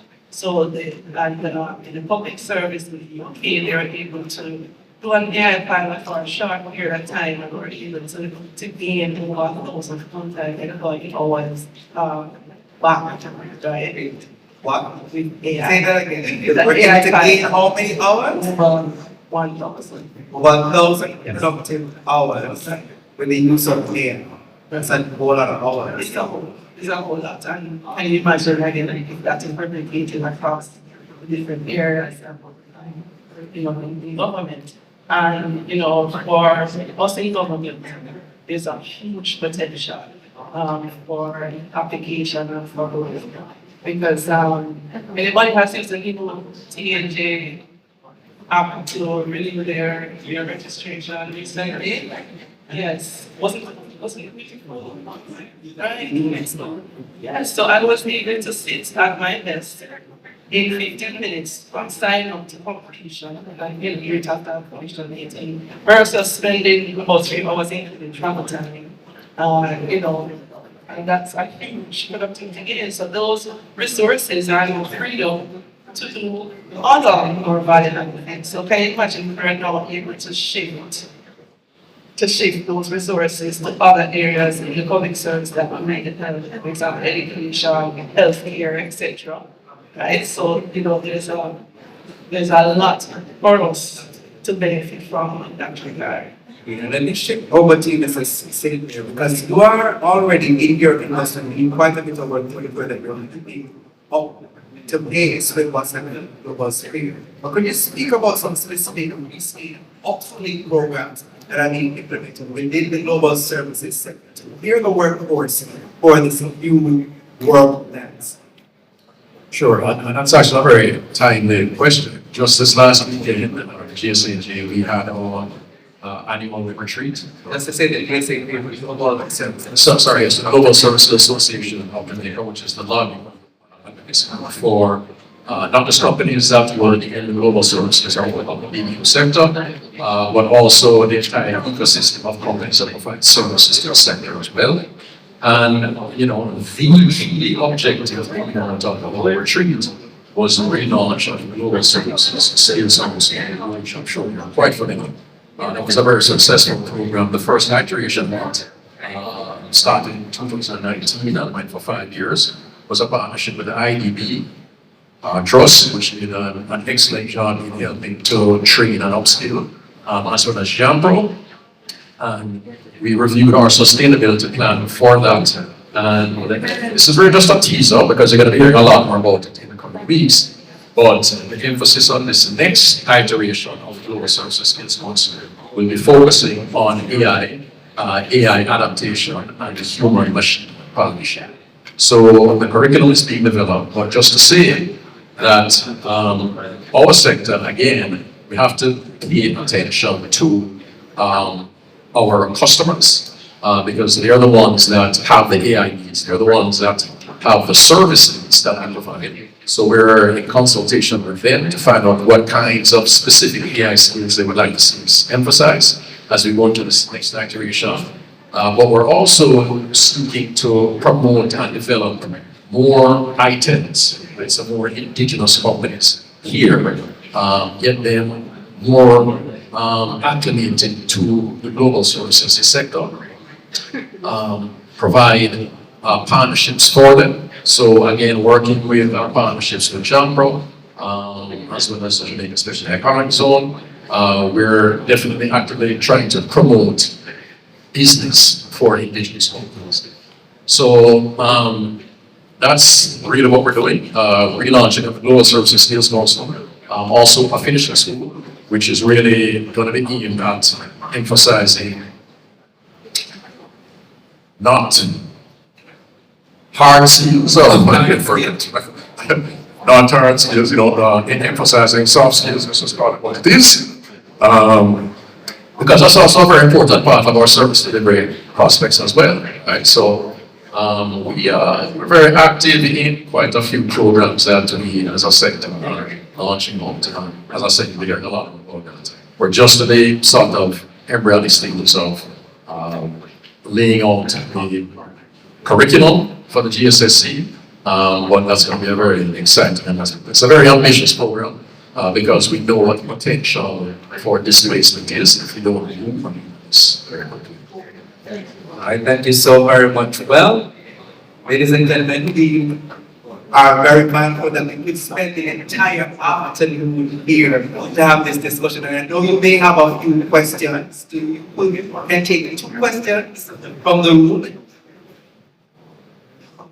That's telling me that you all. Adrian, was that for me? Not quite,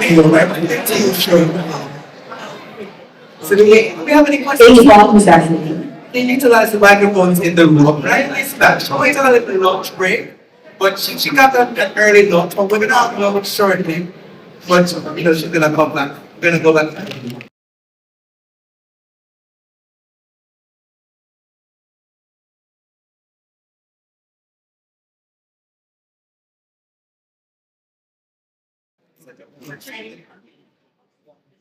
Sure. So we'll have 3 questions. Good afternoon. Good afternoon. My name is Justin Lawson. I will be group representative of Tamar, and I have 2 open questions for anyone on the panel. Firstly, going back.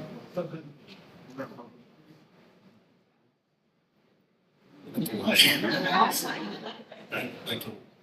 Firstly, going back to what Mr. Shamir Brown said, in regards to there's a fear by workers of being left behind by AI, as well as Mr. Marc Frankson's words of predictions of certain jobs being disrupted in the coming years.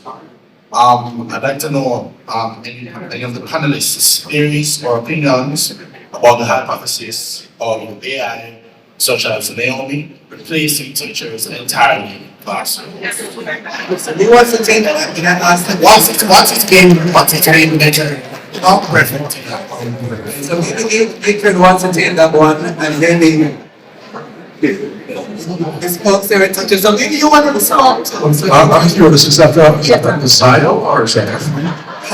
Answer that question. No, it's there have been theories about some AI individuals replacing teachers entirely, so I'd like to know any of the panelists' opinions about it being a possibility in the future. And I mean, there are examples of it happening already. Alright, so I'll speak to that as a lecturer first, but I don't teach high school, I teach university graduate students. Hell no. Why? Because people are very flawed and confused for the model to work effectively in the optimal circumstances. So you can't have something clean and very nice trying to do something crazy in a sense. And the thing is, it's cheaper to just have a human being and facilitate them. So we're not in a point. I would say not fully. There are certain instances where it can replace teachers. If you need a tutor, for instance, there are certain disciplines where there's enough information, we don't necessarily that you want to get involved. So self-learning, for instance, it can provide guidance in regards to that. But you're talking about a situation where there are 8-9 billion human beings on Earth. None of us are exactly the same. So trying to create that teacher time, that every single one of us is going to be very difficult. So if that happens, I would say 100 years, 200 years, I've been moving around certain things, but it's better if you have a human being that has perspective on existence. These models are not alive, they don't know what it is, right? So I would say no in regards to that. Well, AI is a useful teaching aid, but I think this is one of the aspects of deployment where human intelligence is greatly complementary. Because, for instance, in the practice of law, I'm aware of one case very close to here in Trinidad and Tobago, where counsel would have consulted AI on some research material and there was an hallucination. And coming out of that, the judge picked it up and counsel was referred for discipline. So certainly in certain areas where technical knowledge is so important and some things not everything is going to be trainable. I think that definitely you would need a human person delivering material. In addition to which, teaching is not just about spitting out information. That's not teaching. Anybody can go and learn something and say something. That interface between the teacher and the student is so important. For instance, you have a student who is distracting. Perhaps you can pick up on that and have an engagement with the students, and perhaps that child is some kind of intervention that AI would not necessarily have picked up on, having delivered in a very robotic kind of way. So I don't think that teaching is one of those professions necessarily that AI will replace a human, but definitely it's a good tool. Okay, so thank you. I did have one more question, if that's okay. Alright, so what I'm saying is that if you can Pose a question, and what we'll do is perhaps after, because we are aware of the time constraint now. We don't want to, go too much more over time. So, all the question, you take the question after all the practicing, you want to engage with that question. Okay, no problem. Thank you very much. Thank you. We answer together for him.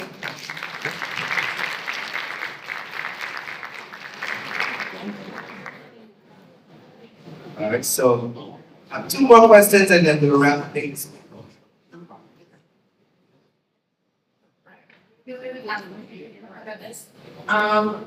My question is going to Attorney regarding AI and what our fears as a society for AI, what our fears are, and how it's going to affect our jobs and our daily lives. What type of laws are in place or coming up in order to prevent any harm or any harm to your society? Yeah, that's an excellent question. So AI has the potential to affect jobs, right? And I think speaker from the ILO indicated earlier that, for instance, for earlier redundancies, there are existing laws that speak to how a redundancy is done. So even though someone might lose a job, you still have your fundamental principles and rights at work. In terms of introducing AI to the workspace, we are in a space where, in terms of industrial relations, where social dialogue is so important. And so, whereas humans might resist the AI introduction, the fact of the matter is that if we focus on AI literacy, the social dialogue is engaged with the employer and the worker and the union if one has representational rights. In that dialogue, you can create a space for persons to be more receptive, to say, hey, this is how this is going to enhance your capacity to be productive. And you won't necessarily lose your job. But having that kind of ongoing dialogue creates a space of trust, right? And so even though the labor relations code, where that principle comes from, is not hard law, these are some of the soft skills that we're going to need to ensure that we're able to usher in AI with some more needs. I hope I've answered the question. And if I may add to what is being said, so briefly, there are various policies that are under construction at this time that will include AI. In fact, almost every policy that's being created will need to have an AI component. One such is the National Employment Policy, which the ILO is integral in developing, which will look at, the objectives of our labor productivity, the labor market, sector plans, and how it relates to our future. So AI is going to be a part of all of these discussions going forward. Absolutely. I think the broad point that you're making, Jack, it's not just just the standalone AI policy, but kind of policy must consider aspects of the AI. Our next question, and I know I said two more, but I looked at my producer down there and she looked at me to say we can take those two lovely ladies are there, so we have three more questions. I think we'll end. All right, so good day, everybody. My name is Christian McPherson from the Sinclair Academy, and my question to Mr. Adrian Dunkley is: so, as you said, right, AI will continue to learn, right? So, in your opinion, in the future, do you think that AI will be able to think critically? Because, as you said, it will continue to learn. So, where is that line? Where do you think that line is? In a deep voice.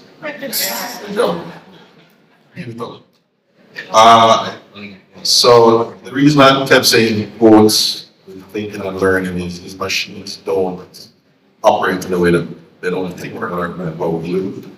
So everyone who's like chatting, right? And you answer the question, answer that. Reason is so.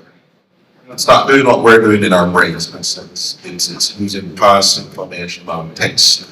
And it has all the documents online in human history that are available, it has access to that, and it's trying to figure out what the next word is, the next sentence, the next paragraph, next book. Right? So it's looking for patterns in words, not necessarily how we are thinking in our brains about trying to solve a problem. And the reason it's so good is because it's in so many problems when they're similar to what you were asking. So in terms of an output, it looks like it's thinking critical. Looks like it's problem solving, but the internal mechanism is what we would call critical by human being, which means it's still in humans thinking and solving problems that the model gets smarter. And so it will be able to keep up with more output and critical thinking, but it's not doing the internal mechanisms, which is why it's getting people in trouble for hallucinating them like that. Thank you. Thank you. Good afternoon, everyone. I'm Adrian Williams. I'm an environmental consultant. My first question is really around, first I want to start by congratulating the Campion team on the work that they've done. And my first question is really around what can we do to retain this type of talent in Jamaica as we support AI integration amongst young people, because brain drain is a significant challenge here. And we would like to retain the capacity that we have with Campion and other students that are developing these skills. And the second question is around AI and its heavy energy consumption and the fact that we have the high cost of JPS, and what are we doing to diversify towards renewable energy so that we can be competitive to support our industries to integrate AI and be competitive. Thank you. It really good, and it's a really basic response, but we have very brilliant Jamaican Caribbeans. I've been a sufferer of brain drain myself in my company. It just could not pay them. One companies in Silicon Valley and Australia pay them. But we have to invest, we have to pay them. And I give them my car, and I give them my house. But that's it there, to keep them there for 5 years. So they're invested in for the car and the house. I wish I had easier action to go after, but that's it. We just gotta pay them on. Exactly. Yes, in the future. And in regards to the alternative energy piece, there are other studies now only. Some studies are saying definitely they're seeing increases in electricity bills in their areas where they're doing AI development. So it could be big. So definitely even more of our reason for us to look at alternative energy. But we may not see it passed along to us because we're not doing any of that development right now. So I think there were some studies saying that for one shot, it's equivalent to heating up a glass of water or using a glass of water effectively. Well, I'm not seeing any local studies that it's translated into the business. But I'm all for climate change and getting and all that stuff. Bringing up approach. Definitely, and one of the things that has definitely stood out from all the conversation today is the human side. It's the human content, the human-centered approach, and everything that we're talking about AI and productivity. Humans are for. And one of the things that is one of the true is that they're going to need the right people doing the right job, the right roles, and of course, to be able to pay them well, which would mean that as we grow in our productivity and we make those gains, we can pass on some of those incentives to the workers so that they can be here. And another thing that came out, I think we mentioned the soft skills, and the soft skills are known the hard skills. As it relates to productivity. The Campion team mentioned home, right? And we have to face the fact that we are in a time now, different generations, multiple generations in the workforce. It's a different mindset. With generative AI, means that we have to also be generative, which means that we have to change we engage. We have to adapt to very flexible and allow them to be curious and to experiment so that we can get the best outcomes and those productivity gains from the AI tools, etc. Absolutely. Just a quick comment on the brain drain. Quick. So I think the H1B $100,000 visa fee is perfect.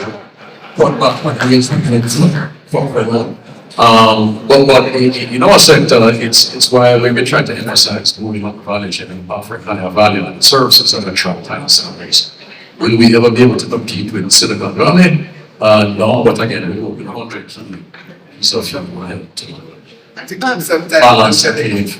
Perhaps it might, there was a story done on Twitter and the possible implications on that. My last question. Good afternoon, everyone. My name is Chantal Thompson, Corporate Communications Manager at JUTC. So my question is, well, much of the conversation around AI is framed as adapt or die. But I've noticed that those who aren't tech savvy, particularly older professionals in sectors like government, are often missing from the conversation. What is being done or what more can be done to support them so they aren't left behind in the transition? Because I look in your room and I'm seeing a lot of young folks. What about the persons who have been in government states, they were in blocks and are losing pension? How do they adapt and what's being done? Well, I think Adrian jumped at the bit and then maybe even to Sinclair. That's something that question. What I'm going to say that with the opportunity to give each panelist maybe 30 seconds with it to give their perspective on it, and that also your submission. Because I'm looking at my producer and I know that we're well over time. But we thank you so much, audience, for being patient with us. Means that you're really, really interested in the discussion that we're having today.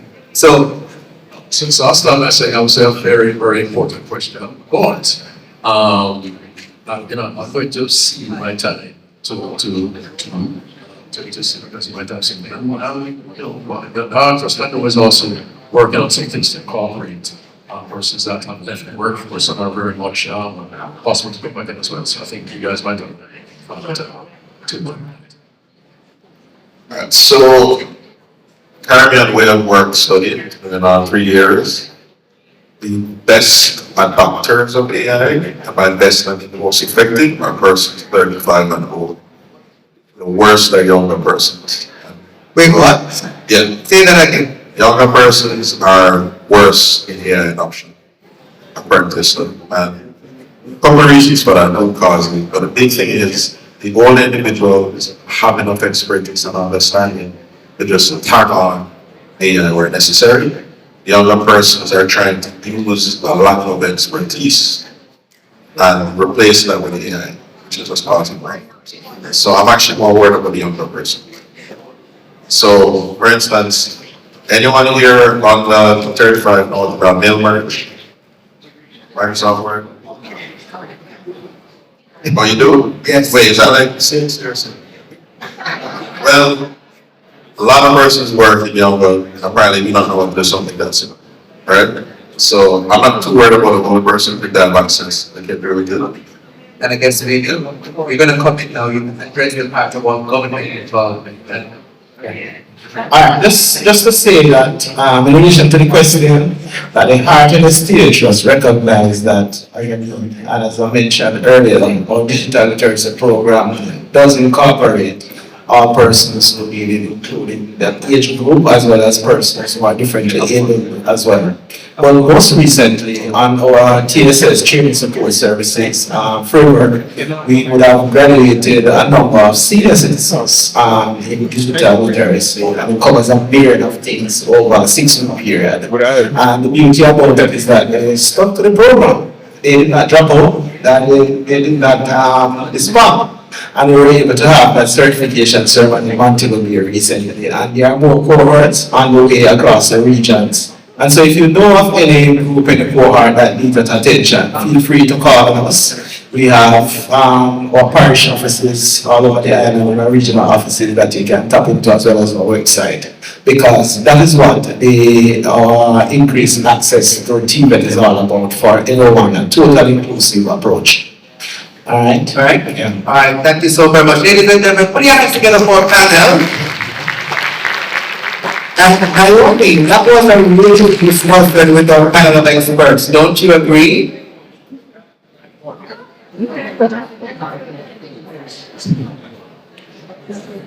Naomi, that was a really big discussion with our panel of experts. Don't you agree? Alright, ladies and gentlemen, it has been absolutely riveting. Put your hands together once again for our panelists. And I'm asking you on stage as I invite to come forward or friends from the PIOJ bearing gifts.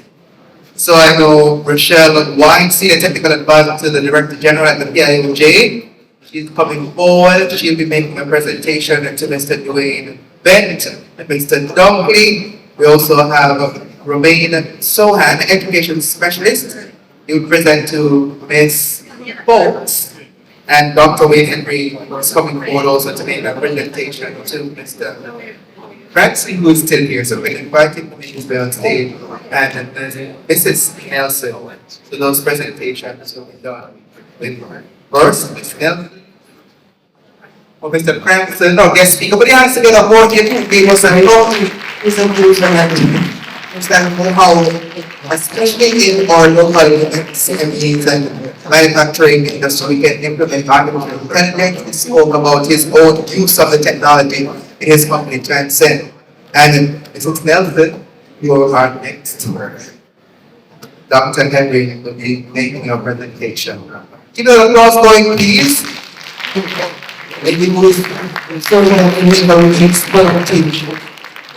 And of course, the Jamaica Productivity Center, they also offer consultation, so you can reach out to them, you can have a conversation with them, they can help you to see where there are opportunities for productivity in your own company. So please reach out to them. And then I would like Romaine Sohan to come forward. But he has been a Romaine Education Specialist at the PIOJ, presenting to council.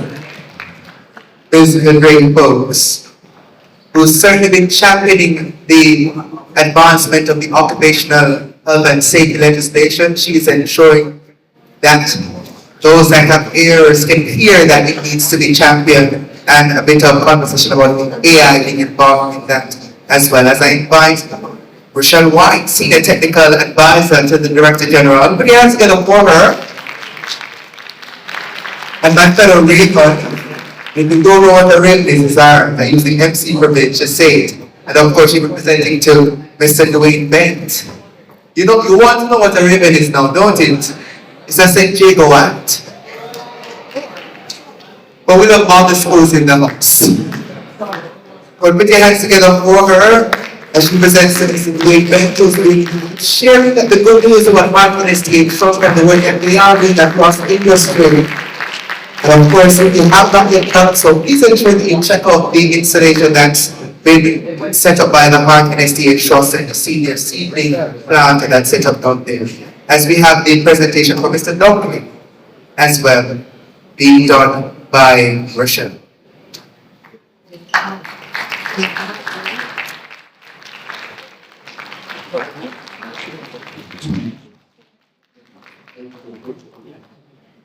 Rochelle is still staying with us because she has a presentation. It's a Sinclair. Share with us the fact that the global services industry is more than just EPOs, and they've been part of the work so that you're in a place in all that's happening in the industry. So with that said, ladies and gentlemen, how are you feeling after today's Labour Market Forum? Are you energized and ready to take on the world of artificial intelligence and upskilling yourself to ensure that you keep pace with industry? Are you ready? And I know you're going to be even more resilient and excitement when you hear that we have food for you. As I invite my panelists to stand because we have a photo opportunity for you. And Mr. Dunkley is reminding me of the giveaway. So our winners of the giveaway earlier, as Mr. Sasaki ensures that he gets that long photo opportunity. I'm inviting the winners of our questions earlier, two young ladies from the Queen's School, but they have to get up for them as well. Of course.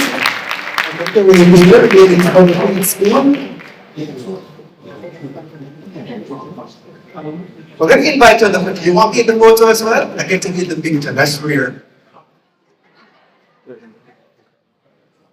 Cool. Sure. Yes. Alright, so that was a pregnant pause for our cause. Ladies and gentlemen, our panelists. And with that powering now, President Adrian is going to tell us a little bit. Thank you so very much for the remainder of our panelists, but Adrian has some words he wants to share with our winners. Of course, thank you so very much. the rest of our panelists. So Adrian has 2 giveaways that he will be sharing what these young ladies are going to be getting, because we mentioned earlier that they want for themselves, and the reality is that these 2 came together. So I don't know how you go work that on. They answer the question together. It's 2 giveaways we said, but Mr. Dunkley, take it out here. 30 seconds, click nose version of what they want. Then you can proceed on the presentation. Alright, so we had a lot of discussion in regards to AI. So we'll start with AI 1 year solution to perplexing AI for you and then 2 other persons. We'll work on the master. You want to share the world. We're also providing training as well for the 1 year period. We have a training program that we have grad student. And the point that we want to actually start your whole company by 2026. Okay. We'll check with you there. So let's make it more safe space for a simple presentation. Then we get the photo opportunity. Keep that applause going further.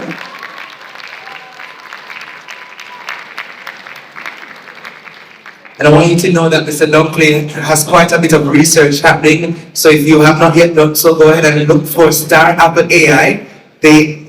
In fact, they're doing quite a bit of work as well in media. I know that the Adrian Communications Group is also linked to Startup AI. So you want to find out more about what they're doing and the work they're doing in the region. So with that said, ladies and gentlemen, I want you to give a round of applause for all our speakers today, all our panelists, and all the groups that are up the ground. When we simply to not to get take the opportunity to find out what UTech Jamaica is doing, what the Heart NSTA Trust is doing, Jamaica College and their setup, the PIOJ and all the work that's happening for Vision 2030, as well as the SDGs implementation and so much more.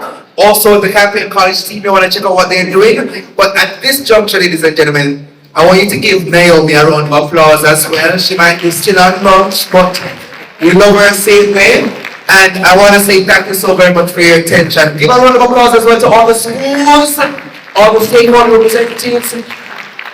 We say thank you so very much. So with that said, ladies and gentlemen, it is my absolute pleasure being your master of ceremonies and moderator for this morning's inter-afternoon's proceedings. You can find out more about our National Artificial Intelligence Policy, as well as the ILO Generative AI and Jobs, a redefined global index occupational exposure study online, as well as the UNESCO Jamaica AI Readiness Assessment Report. All of those studies are online, so take some time to find that information. But with no further ado, ladies and gentlemen, thank you so very much. My name is Javon Keys. We have lunch for you, so take care, be safe, check out the booths. And as you go ahead and check out the booths, I want you to give a round of applause to the PIOJ team. I want a better round of applause for the PIOJ team who put this on. As we invite you to go ahead and enjoy lunch. But before you go to lunch, Nicola from the PIOJ has the official vote of thanks, and we can't go lunch without saying the official thank you. So please, put your hands together for Nicola as she comes. Good afternoon, everyone. I won't be too long. Honorable guests, speakers, and dedicated participants, I am honored to deliver the vote of thanks for the 2025 Labor Market Forum on behalf of the Planning Institute of Jamaica. This forum would not have been possible without team effort and commitment of a number of individuals and organizations. We extend sincere gratitude to our keynote speaker, Mr. Marc Frankson, for his insightful and comprehensive address, which demonstrates the potential of AI to positively transform Jamaica's labor market and industry, while providing a practical roadmap to navigate the challenges. We would also like to extend our gratitude to Ms. Janine Berg from the International Labour Organization for her compelling presentation on generative AI and jobs. Her research provides an invaluable framework that will be highly instrumental in our planning and strategy. We are also deeply thankful to Mr. Musabayana from the ILO Caribbean office for his remarks, and our tripartite partners, Mr. Chen and Mr. Shamir for bringing remarks on behalf of employers and employees respectively. Also, we extend gratitude to our esteemed panelists, Mr. Wayne Sinclair, who traveled all the way from Montego Bay to be here with us today, Mrs. Tamar Nelson, Mr. Dwayne Benz, Ms. Khadrea Forbes, and Mr. Adrian Dunkley for their insightful contributions. Their diverse perspectives gave us a comprehensive view of how AI will impact our labor market from multiple lenses. A special thank you to Campion College for their wonderful demonstration and booth display, and to the organizers of the other booths, UTech Jamaica, JC, Heart NSTA, and the Heart NSTA Trust. These interactive exhibits were an excellent addition to the forum, showcasing the remarkable work being done in artificial intelligence within our educational institutions. None of this would have been possible without the support of Team PIOJ. Firstly, we would like to thank our Director General, Dr. Wayne Henry, for his opening remarks and his transformational leadership of the Institute. Also, a special thank you to the other divisions of the PIOJ, which have supported us with the planning and execution of this event. Thank you to the Corporate Governance and Management Division led by Mr. Kirk Phillips. Bringing the labor market forum to life has been a long journey. And like any journey, it came with a few detours and roadblocks. There were times we weren't sure we could overcome the hurdles in front of us. But Mr. Phillips and Mrs. Sandra Ward were always there, playing a pivotal role in helping us push. And we're so grateful for that. The office service team, most notably Mrs. Nation and Miss Jacqueline Forbes, who have also played a pivotal role along this journey. Additionally, I would like to express a warm thank you to the Corporate Marketing and Communication Division led by Mrs. Marcia Blake Hall. Thank you, Ms. Kim Hoofbat, Mrs. Gwyneth Harold Davidson, and Mrs. Suzette Royal for their assistance with marketing and communication and all graphics-related items for the event. Also, we are grateful for the support of Mr. Easton Williams, our knowledgeable leader in the Social Policy Planning and Research Division and the rest of the Social Policy Division. Additionally, thank you to my fellow team members from the Human and Community Development Unit led by Ms. Deirdre Coy, who has been instrumental in the execution of the event from the very inception. Thank you for your support in bringing this event to life. Also, I'm wrapping up now, guys. Don't worry, lunch will be quite shortly. Also, thank you to our moderators, Javon Keys, and his AI-powered co-moderator, Naomi. This truly embodied the very theme of our forum today, the powerful partnership between human and machines. Yes, there were some glitches, but we see that it's a part of life, and we'll press forward and the importance of human and AI partnership. Additionally, thank you to Ms. Antoinette Bacon for her excellent sign language interpretation. We would also like to express gratitude to It's So Creative for the decor and set design, as well as Play Media for their audio-visual support. Affinity Technologies for the management of the event registration, as well as all other suppliers that have contributed to the success of the event. Lastly, thank you to the AC Marriott Hotel for hosting it. As we conclude today's forum, it is our sincere hope that you leave with a better understanding of artificial intelligence, and more importantly, a renewed vision of how we can partner with this technology to achieve our development goals. Let us commit to a future where technology amplifies human potential, creating a more productive, prosperous, and inclusive society for all Jamaicans. Thank you all for coming here today and supporting our labor market forum, and we look forward to hosting you all in the future. Thank you so very much. And with those thank yous, ladies and gentlemen, we have officially come to the end of our Labor Market Forum. Thank you so much for being here. So at this juncture, I want Romain to raise his hand.